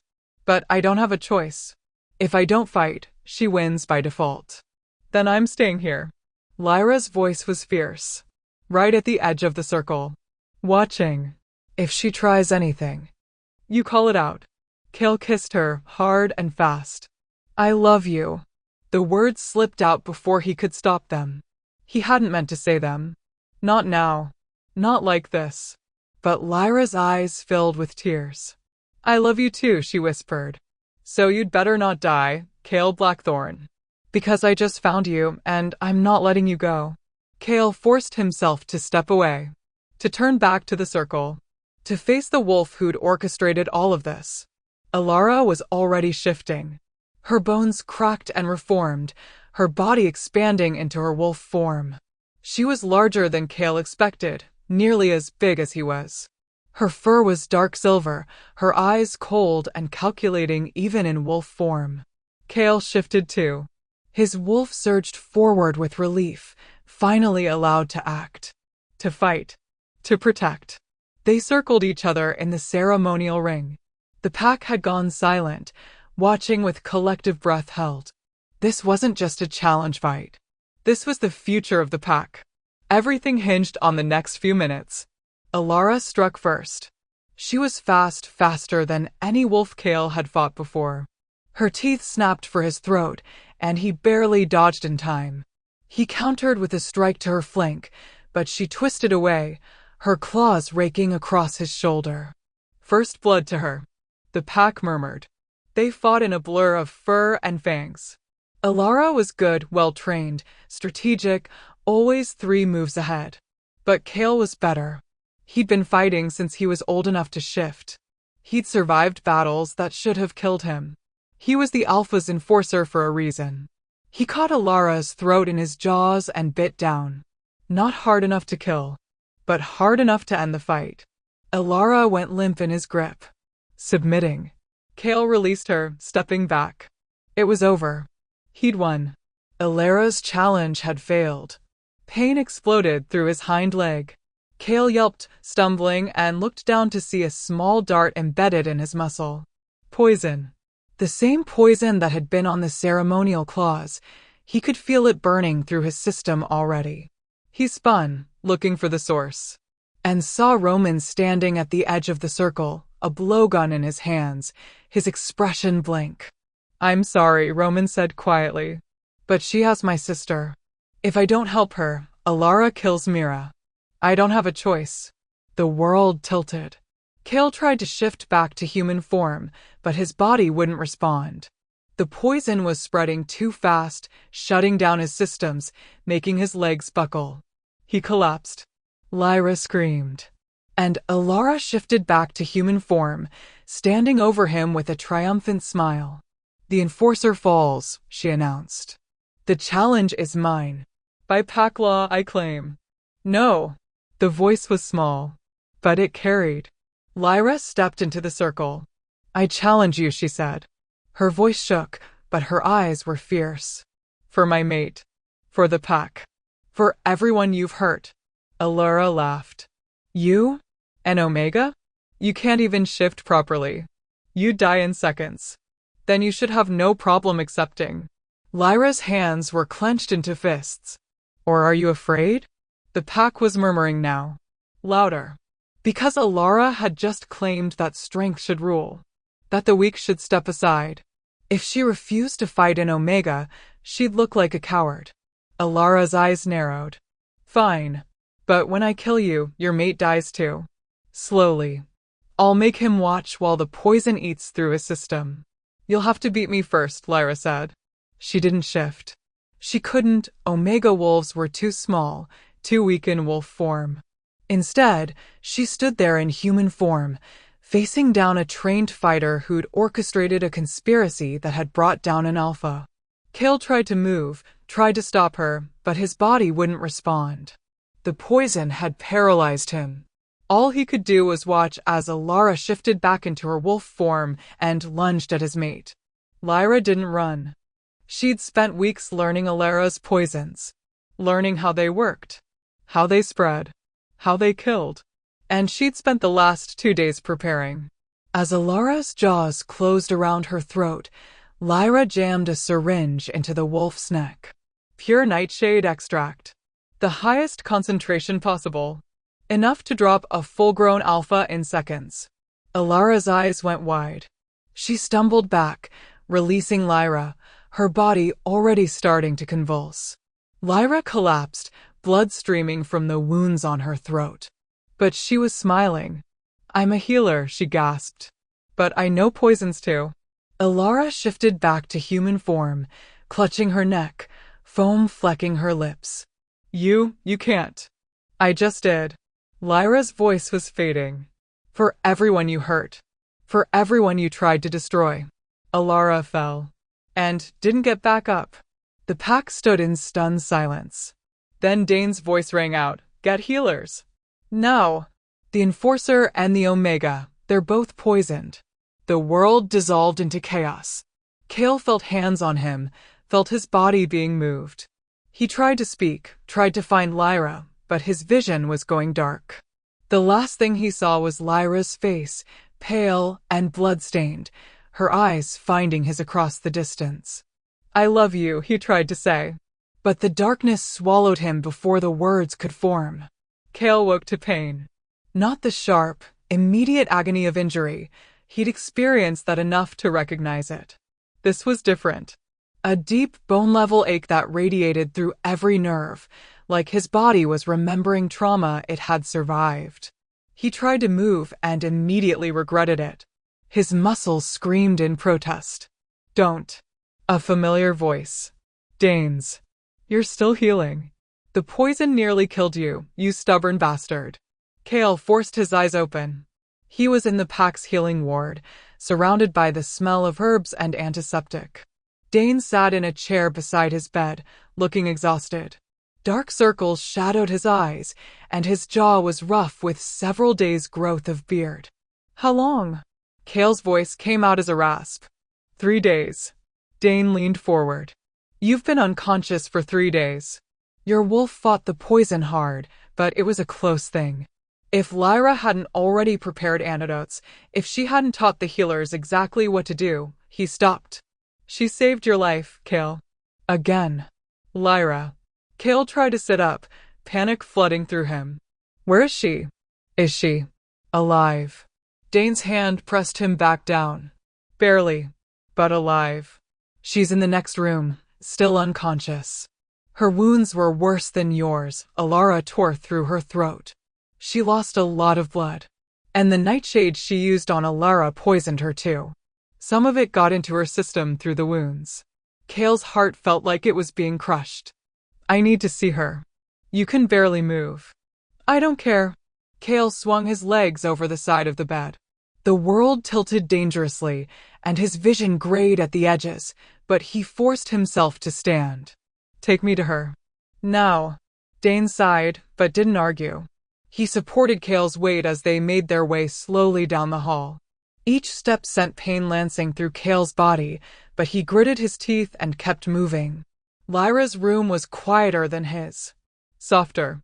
Someone had brought flowers, wildflowers from the forest, arranged in rough clay pots. The entire pack's gratitude, Kale realized, for the Omega who'd saved them all. She lay in the bed, so small and pale she looked like a ghost. Bandages wrapped her throat and shoulder. Her breathing was shallow but steady. And beside her bed, keeping vigil, sat Alpha Gregor. The Alpha looked up as Kale entered. He was thinner than he'd been 3 days ago, his face drawn with pain and exhaustion. But he was alive. Recovering. Blackthorn, he said quietly. You should be resting. So should you. Kale moved to Lyra's other side, his hand finding hers. Her skin was cold. Too cold. How is she? Fighting. Gregor's voice held something Kale had never heard from him before, respect. She's been fighting since they brought her in. The healers say her wolf is strong. Stronger than any Omega they've seen. She's not giving up. She never does. Kale's thumb brushed across Lyra's knuckles. The mate bond was still there, humming faintly between them. Weaker than before, strained by injury and poison, but there. Alive. Did Alara. Dead. Gregor's voice was flat. The nightshade stopped her heart within minutes. Roman confessed everything once she was gone. She'd been blackmailing him, threatened to kill his sister if he didn't help her. He's the one who planted the poison in your leg during the challenge. The Alpha's jaw tightened. He's been stripped of his title. Exiled. The pack wanted him executed, but he glanced at Lyra. She'd already punished the real guilty party. Roman was just a tool. Kale said nothing. Part of him wanted Roman dead. But the larger part, the part that Lyra had awakened, understood. Understood what it was like to be trapped. To make impossible choices. To do terrible things for people you loved. The fire, he asked. Set by one of Alara's allies. Another wolf she'd been blackmailing. We've rooted out the whole conspiracy. Gregor stood slowly, wincing. It's over, Blackthorn. Your mate saved us all. An Omega no one believed in, no one defended, stopped a coup that would have destroyed this pack. She's not just an Omega, Kale said quietly. She's the strongest wolf I know. I'm beginning to understand that. Gregor moved toward the door, then paused. When she wakes, and she will wake, she'll have a place of honor in this pack. A seat on the council if she wants it. Full status. Whatever she needs. He met Kale's eyes. I was wrong about her. About you. About what the mate bond means. I won't make that mistake again. After he left, Kale was alone with Lyra. He pulled a chair close to her bed and settled into it, ignoring his body's protests. He wasn't leaving. Not until she opened her eyes. You have to wake up, he said softly. You have to come back to me, Lyra. Because I can't do this without you. I don't want to do this without you. His voice cracked. You told me not to die, remember? Well, I'm telling you the same thing. Don't you dare leave me now. Not after everything we've been through. The mate bond pulsed faintly. Like an answer. Kale held her hand and waited. Hours passed. The sun set. Rose again. Healers came and went, checking Lyra's vitals, changing her bandages, administering medicines. Kale stayed. Dane brought him food he barely touched. Other wolves came to pay respects. Elias, recovered now and looking stronger, pack members who'd once called for Lyra's execution, now bringing gifts and apologies. Kale turned them all away. Lyra needed rest. Quiet. Peace. On the evening of the 4th day, her fingers twitched in his. Kale's head snapped up. Lyra? Her eyelids fluttered. Open slowly. Those forest green eyes found his, unfocused at first, then clearing. Kale. Her voice was barely a whisper, rough from disuse and injury. I'm here. Relief crashed through him so violently his hands shook. I'm right here. You're safe. You're going to be okay. Alara. Lyra tried to sit up and immediately gasped in pain. Don't move. Kale gently pressed her back down. Alara's dead. The conspiracy is over. You won, Lyra. You saved everyone. Tears welled in her eyes. You were poisoned. I saw you fall. I thought. I'm fine. Kale brushed the tears away with his thumb. Thanks to you. You prepared the antidotes. Taught the healers what to do. You saved my life. Again. We saved each other. Lyra's hand tightened in his. That's what mates do, right? We protect each other. Right. Kale leaned down and kissed her forehead gently, careful of her injuries. But maybe next time we could protect each other without nearly dying? I'd prefer that. Lyra laughed weakly. I'll try to remember that. They stayed like that for a long moment, just breathing together, alive together. The mate bond strengthened with every passing second, knitting them back together. Finally, Lyra spoke again. What happens now? Now you recover. Kale's voice was firm. The pack owes you everything. Gregor's offered you a council seat. Full honors. Whatever you want. I don't want a council seat. Lyra's expression was thoughtful. I want to keep healing. Keep helping people. But, she looked up at him. I want to do it as your mate. Officially. No more hiding. No more fear. You want a mating ceremony? Kale's wolf rumbled with approval. I want everyone to know you're mine. Lyra's smile was soft but fierce. And that I'm yours. Is that okay? More than okay. Kale kissed her again, deeper this time, pouring everything he felt into it. Relief. Love. Gratitude. I'll give you the biggest ceremony this pack has ever seen. I don't need big. Lyra's fingers tangled in his hair. I just need you. You have me, Kale promised. For the rest of our lives. However long that is. Whatever comes next. You have all of me, Lyra. Then that's enough, she whispered. 2 weeks later, Lyra was cleared by the healers.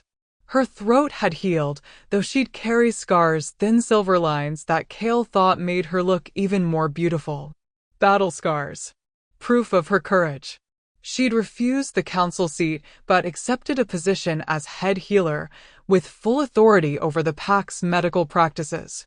She'd also insisted on teaching other wolves her skills, democratizing knowledge that had once been hoarded by a few families. The pack was changing. Opening. Becoming something better than it had been. And at the center of that change stood Lyra and Kale. Their mating ceremony was scheduled for the full moon. Nothing elaborate, just the traditional ritual, witnessed by the pack, blessed by the moon. Lyra wore a simple white dress that Kale thought made her look like moonlight given form. He wore the formal leathers of an enforcer, though his role was changing too. Gregor had offered him the position of Beta, second in command. Kale had accepted, but only if Lyra could serve beside him. The Alpha had agreed without hesitation. They stood in the ceremonial circle, the same circle where Alara had challenged, where Lyra had fought for both their lives, and Kale thought about how much had changed.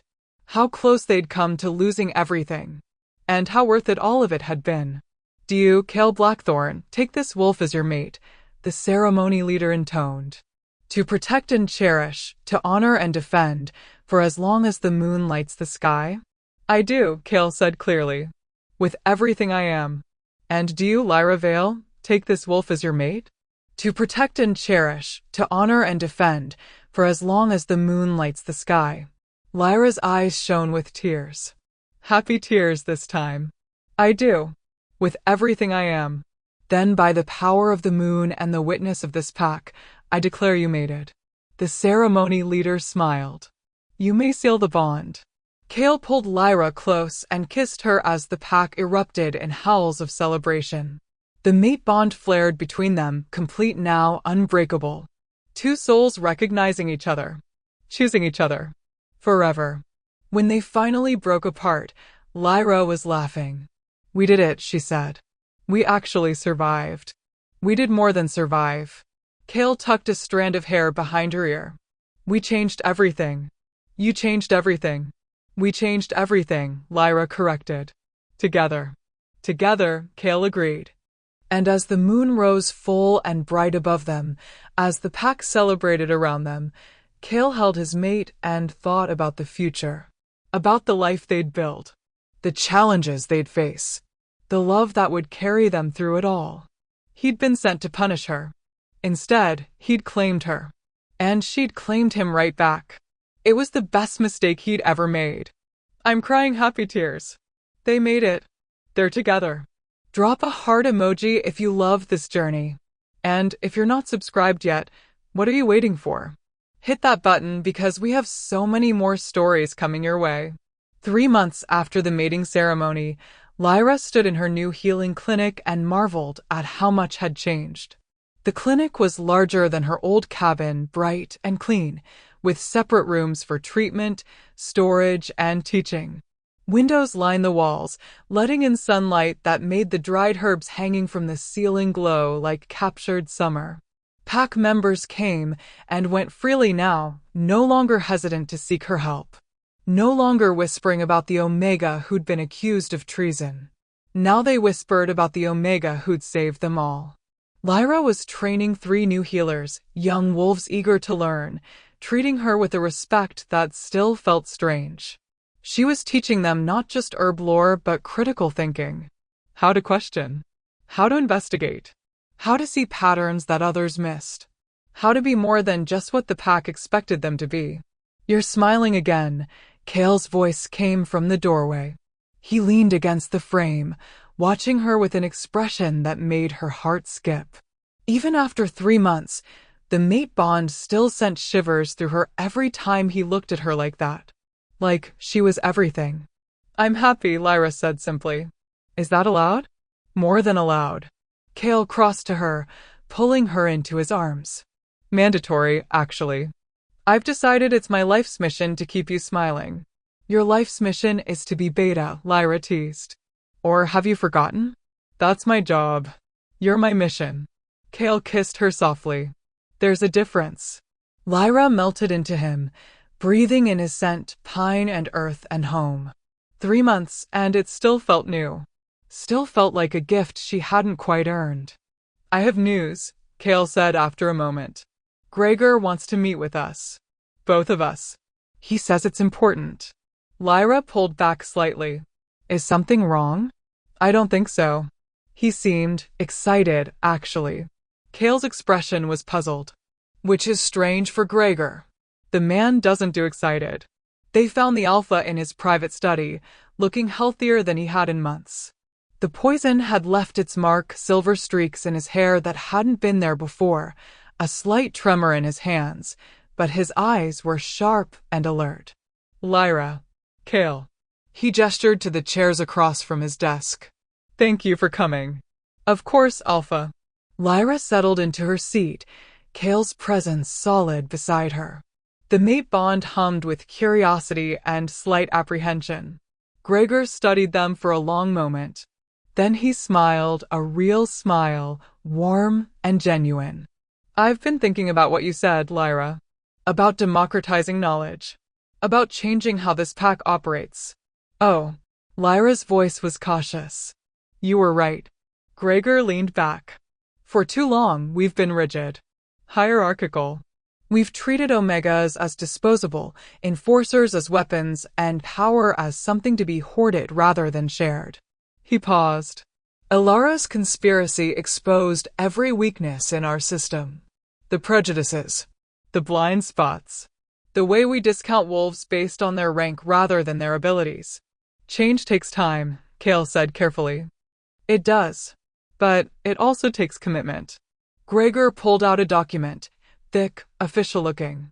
"I've been working with the council on reforms. New laws. New structures." He slid the document across the desk. "I want you both to review this. Tell me what I'm missing. What needs to be stronger." Lyra picked up the document with trembling hands. The title made her breath catch. Pack Reform Act, Equality in Rank, Merit in Leadership. She scanned the contents. Protections for Omegas. Requirements for evidence in accusations. Limits on enforcer authority. Mandatory training and critical thinking for all pack members. A grievance system that couldn't be dismissed by rank alone. It was everything she dreamed of but never thought possible. She looked up, tears stinging her eyes. Alpha, this is incredible. It's necessary. Gregor's voice was firm. We nearly lost everything because we were too blind to see the truth.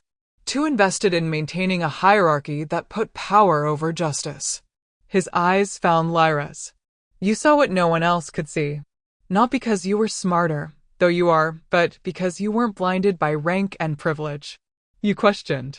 You investigated. You refused to accept easy answers. I was just trying to survive, Lyra said quietly. You were doing more than that. Gregor stood, moving around the desk. You were showing us what we could be. What we should be. He extended his hand. I'm asking you to help me make these reforms real. To serve not just as head healer, but as an advisor on pack culture. To help us rebuild from the ground up. Lyra stared at his hand. 3 months ago, this man had wanted her dead. Had stood by while she was chained and dragged to the punishment circle. Had been ready to let his enforcer destroy her. And now he was asking for her help. The old Lyra, the one who'd learned to make herself small, to accept her place, to never question, would have refused. Would have said she wasn't worthy. Wasn't qualified. But she wasn't that Lyra anymore. She took his hand. I'll help. On one condition. Gregor raised an eyebrow. Which is, no more secrets. No more closed-door decisions. If we're going to reform this pack, we do it transparently. Everyone gets a voice. Even the Omegas. Even the lowest-ranked wolves. Lyra's voice grew stronger. Especially them. A slow smile spread across Gregor's face. Deal. The next 6 months were a whirlwind. Lyra threw herself into the reform work with the same intensity she brought to healing. She attended council meetings, the first Omega to ever do so. She spoke at pack gatherings, her voice growing stronger and more confident with each speech.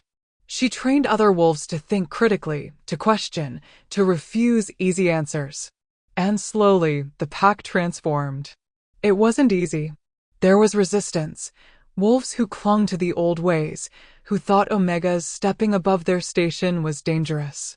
But Kale stood beside her through every challenge, his presence a shield and a promise. And gradually, others joined them. Dane. Elias, who proved to be a surprisingly progressive heir. Even some of the older council members who'd been shaken by how close they'd come to disaster. The pack was learning, growing, becoming something new. But not everyone was happy about it. On a cold winter evening, 6 months after Gregor announced the reforms, Lyra was working late in her clinic. Most of the pack had retired for the night, but she had a backlog of medicines to prepare. Winter always brought illness, and she wanted to be ready. She was so focused on grinding herbs that she didn't hear the door open. Didn't sense the presence until a blade pressed against her throat. Don't scream, a voice hissed in her ear. Male. Vaguely familiar. Don't move. Don't even breathe wrong, or I'll open your throat before your mate can reach you. Lyra froze. The mate bond flared with alarm. Kale would feel her fear, would be coming already. But would he be fast enough? What do you want? She asked carefully. I want you to stop. The blade pressed harder, and Lyra felt blood trickle down her neck. You and your reforms. You and your ideas about equality. You're destroying this pack. Destroying everything we've built. The hierarchy that let Alara nearly succeed. Lyra's voice was steady despite her terror. The system that almost killed the Alpha and his heir? That was one wolf. One anomaly. The man, she recognized him now as Garrett, a mid-ranked warrior who'd been vocal in his opposition to the reforms, sounded desperate. Unhinged. But you're trying to tear down centuries of tradition. Trying to make Omegas equal to Alphas. It's wrong. Why? Lyra asked. Because you're afraid of what happens when wolves like me have power? When we can question wolves like you. You're not supposed to have power. Garrett's voice rose. You're an Omega. You should be grateful we let you live, not trying to reshape the entire pack in your image. I'm not reshaping anything in my image. Lyra's mind raced. Kale was coming. She could feel him through the bond, moving fast, but she needed to keep Garrett talking. Keep him from doing something fatal. I'm just trying to make sure what happened to me doesn't happen to anyone else. That no one else gets blamed for crimes they didn't commit. That everyone has a voice. A chance. How is that destroying the pack? Because it makes us weak. Garrett pulled her backward, toward the door. We need hierarchy. We need strength. We need wolves to know their place. Without that, we're just. The door exploded inward. Kale stood in the doorway, and he looked like death itself. His eyes were pure wolf, glowing gold, feral with rage. His body was coiled, ready to spring. And the growl that emanated from his chest made Lyra's bones vibrate. Let her go. Each word was a promise of violence. Stay back. Garrett's blade pressed harder. Lyra gasped as it broke skin. Stay back or I'll kill her. If you hurt her, Kale's voice dropped even lower, I will make your death last days. I will make you beg for mercy you'll never receive. I will. Kale. Lyra's voice cut through his rage. Don't. He's scared. He doesn't know what else to do. I'm not scared, Garrett snarled. I'm trying to save. Lyra moved. She'd been learning self-defense from Kale over the past months. Learning to use her small size as an advantage. Learning that strength wasn't just physical. She dropped her weight suddenly, slipping under Garrett's arm. The blade scraped across her shoulder instead of her throat, painful but not fatal. She rolled away, and Kale was there in an instant. He slammed into Garrett with the force of a freight train. They went down in a tangle of limbs, but it was over in seconds. Kale had Garrett pinned, his hand around the other wolf's throat, his teeth bared in a snarl that promised death. Kale, stop. Lyra's voice was urgent. Don't kill him. Please. He tried to kill you. Kale's voice was barely human. I know. Lyra moved closer, her hand finding Kale's shoulder. The mate bond pulsed between them, soothing, grounding. But killing him won't help. It'll just prove his point, that we're too dangerous to have power. That we can't be trusted. I don't care about proving points. Kale's grip tightened on Garrett's throat. He hurt you. And I'm okay. Lyra's voice was gentle but firm. I'm okay, Kale. But I need you to be okay too. I need you to show everyone, that we're better than the old ways. That we don't answer violence with more violence unless we have no choice. Kale's eyes found hers. The rage was still there, but something else too. Trust. Love. The bond that connected them on a level deeper than either could articulate. Slowly, he released Garrett's throat. You're lucky, he said quietly, his voice still rough with barely controlled fury. Lucky that my mate is a better wolf than I am. Lucky that she believes in mercy. He hauled Garrett to his feet. But if you ever threaten her again, her mercy won't save you. Are we clear? Garrett nodded, gasping for air. By then, other wolves had arrived, Dane, Elias, several enforcers. They took Garrett into custody, leading him away to face judgment. The pack would decide his fate now under the new laws. The transparent, equitable system Lyra had helped build. When they were finally alone, Kale pulled Lyra into his arms, holding her so tightly she could barely breathe. Don't ever scare me like that again, he whispered into her hair. When I felt your fear through the bond, when I thought I might lose you. You won't lose me. Lyra wrapped her arms around him, feeling his heart racing against hers. I'm right here. I'm safe. We're safe. He could have killed you. But he didn't. Lyra pulled back to look at him. Because you came. Because we're stronger together than we ever were apart. That's what the bond means, Kale. We protect each other. Kale cupped her face in his hands, his thumbs brushing away tears she hadn't realized she'd shed. I love you so much it terrifies me sometimes. The thought of a world without you in it. Then don't think about it. Lyra kissed him softly. Think about our future. About the pack we're building. About the life we get to live together. Think about that instead. Cale kissed her back, deep and desperate and claiming. The mate bond flared between them, stronger than ever. A reminder that they'd survived. That they'd won. That love, real, true, tested love, was stronger than any poison, any conspiracy, any prejudice. They'd proven that. And they'd keep proving it, every single day. They survived. And they're making the pack better. Comment below what you loved most about the story. And if you're not subscribed, please hit that button. We have so many more emotional journeys to share with you. 1 year after the mate bond snapped into place, Lyra stood on the hillside overlooking pack territory and marveled at how completely her life had transformed. Below, the pack grounds bustled with activity. The new training center, where young wolves learned not just combat but healing, diplomacy, and critical thinking, was full of students. The expanded healing clinic had become a hub for not just medical care but education, with wolves of all ranks attending Lyra's lectures on herb lore and poison identification. And in the center of it all, the Great Hall had been renovated with transparent walls, symbolizing the new era of openness Gregor had committed to. The Pack Reform Act had passed unanimously 6 months ago. It hadn't been easy. There'd been challenges, resistance, wolves like Garrett who clung desperately to the old ways. But slowly, steadily, the pack had changed. Omegas no longer walked with their heads down.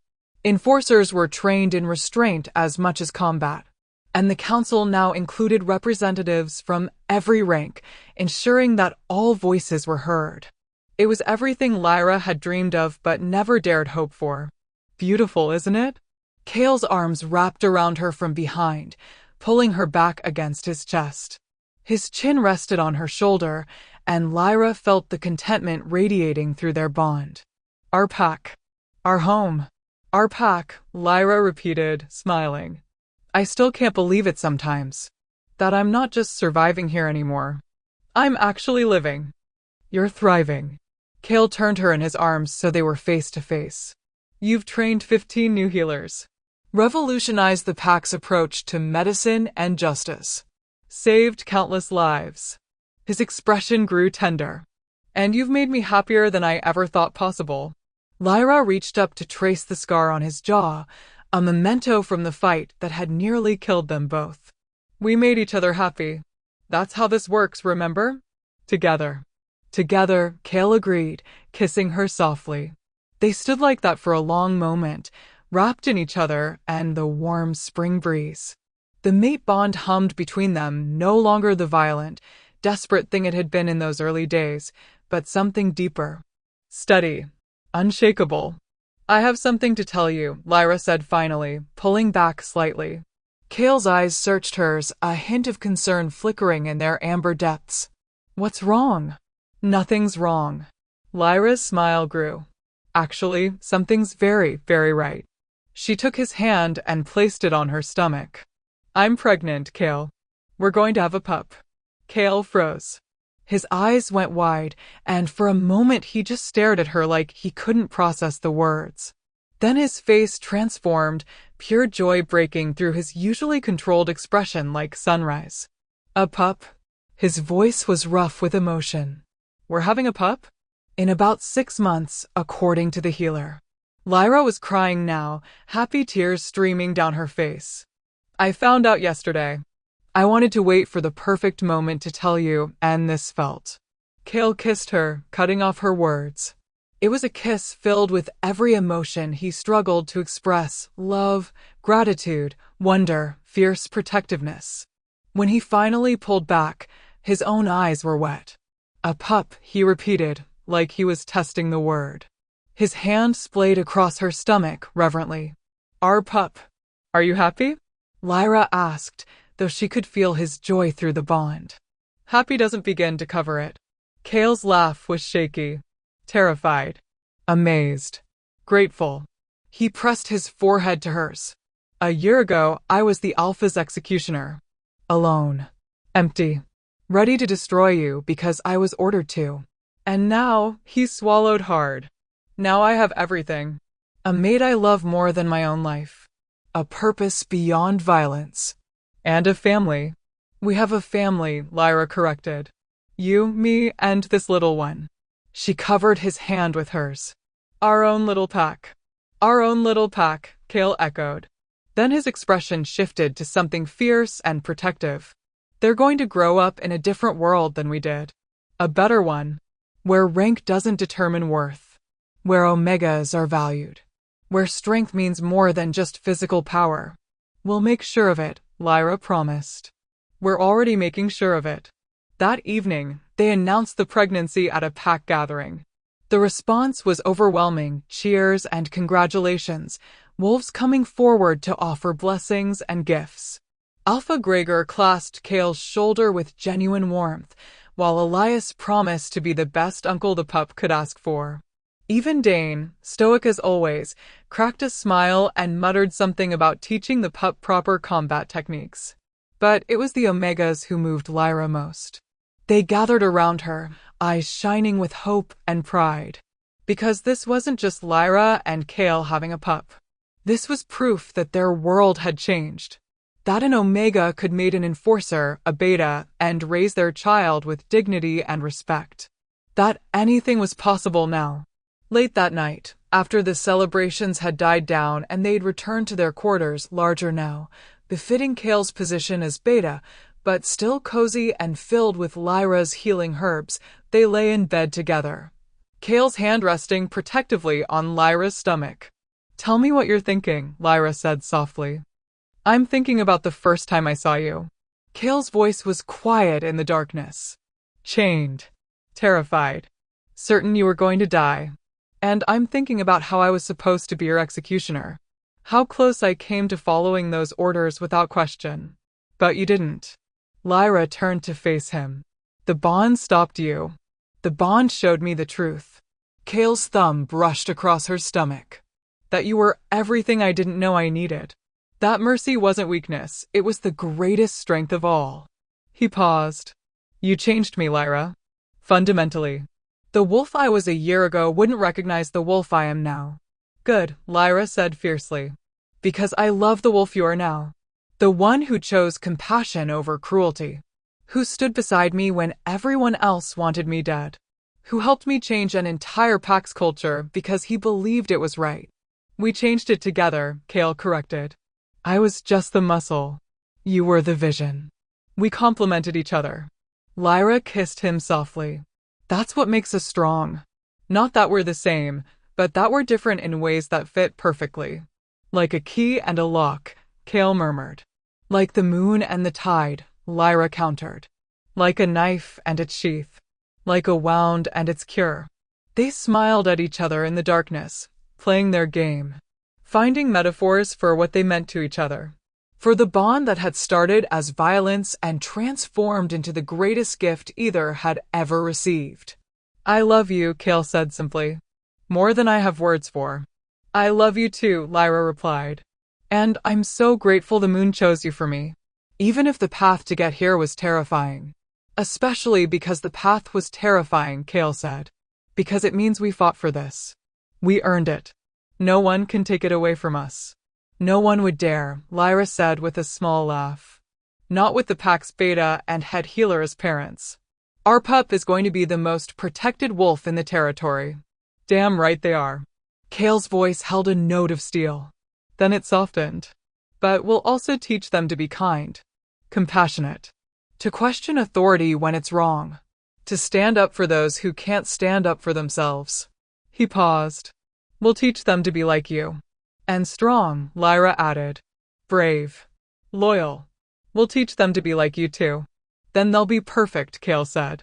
The months passed in a blur of preparation and anticipation. Lyra's clinic continued to thrive, though she gradually shifted more responsibilities to her apprentices as her pregnancy progressed. Cale took on additional duties as beta, working closely with Gregor and Elias to ensure the reforms were properly implemented and protected. They prepared a nursery in their quarters, a bright, warm space filled with soft blankets and carved wooden toys that pack members crafted as gifts. Dane, awkward but sincere, presented them with a tiny wooden sword. For when they're older, he'd muttered, embarrassed. The pack rallied around them in ways that still surprised Lyra. Wolves who'd once called for her execution now offered advice on child rearing. The council voted to establish a fund for new parents, ensuring that no wolf, regardless of rank, would struggle to provide for their pups. The changes kept rippling outward. On a crisp autumn evening, 6 months after Lyra had shared her news with Cale, their daughter was born. The labor was long and difficult. Lyra's omega frame made childbirth challenging, but she refused any painkillers that might affect the pup. Cale stayed by her side through every contraction, his hand crushed in hers, his presence the anchor she needed. When their daughter finally entered the world, tiny and perfect and screaming with outrage, Lyra burst into tears of pure joy. "She's beautiful," the healer said, placing the pup in Lyra's arms. "Strong lungs. Healthy heartbeat. Perfect." Lyra stared down at her daughter, their daughter, and felt her heart expand in ways she hadn't known possible. The pup had Cale's dark hair and her green eyes. She was small, but Lyra could already sense the strength in her. The spirit. "Hello, little one," Lyra whispered. "Welcome to the world." Cale knelt beside the bed, his hand gentle on the pup's downy head. His expression was one of absolute wonder. "She's perfect," he breathed. "Lyra, she's perfect." "What should we name her?" Lyra asked. They'd discussed names for months, but never settled on one. Now, looking at their daughter, Lyra knew exactly what felt right. "Hope," she said softly. "Her name should be Hope, because that's what she represents. What we've built. A new beginning. A better future." Cale's eyes filled with tears, something Lyra had only seen a handful of times. "Hope," he repeated. "Perfect." Their daughter, Hope, yawned and settled into Lyra's arms, already falling asleep with the confidence of a pup who knew she was safe. Loved. Protected. Alpha Gregor came to visit the next morning, along with Elias and most of the council. They brought gifts and blessings, and Gregor himself placed a hand on Hope's forehead in the traditional gesture of pack acceptance. "She will grow up strong," he said formally. "Protected by this pack. Valued for who she is, not what rank she's born into." This I swear is Alpha. It was more than ceremony. It was a promise. A commitment to the new world they'd built. 2 years later, Lyra stood in the same spot on the hillside where she'd told Cale about her pregnancy. But this time, she wasn't alone. Hope toddled beside her, chasing butterflies with the determined focus only a 2-year-old could manage. She was small for her age. She'd likely be an omega like her mother, but fierce. Already showing signs of the healer's gift, bringing Lyra, hurt, flowers to fix and fretting over her father's training bruises.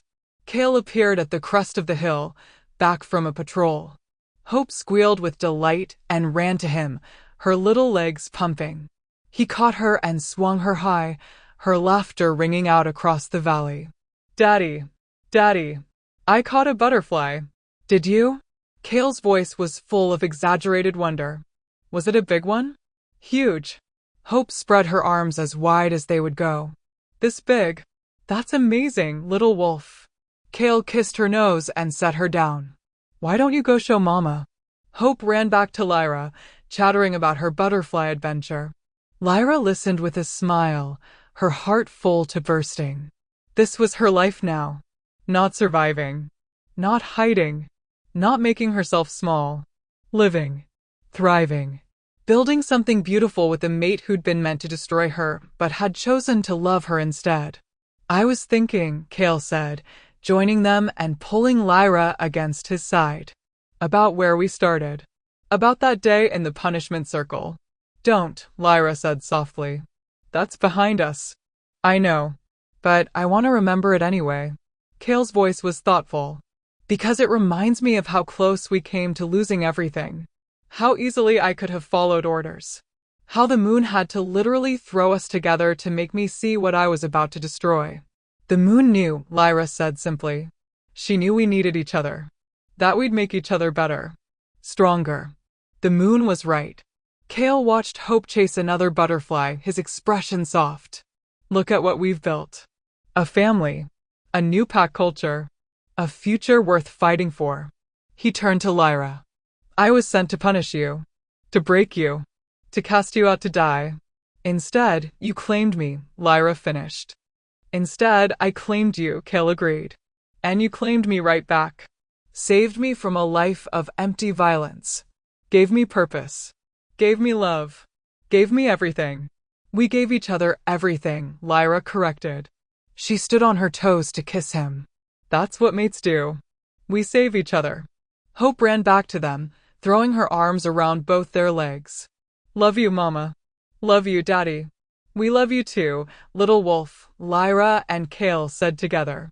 And standing there on the hillside, with their daughter between them and the pack they'd transformed spread out below, Lyra thought about the Omega who'd knelt in chains a little over 3 years ago.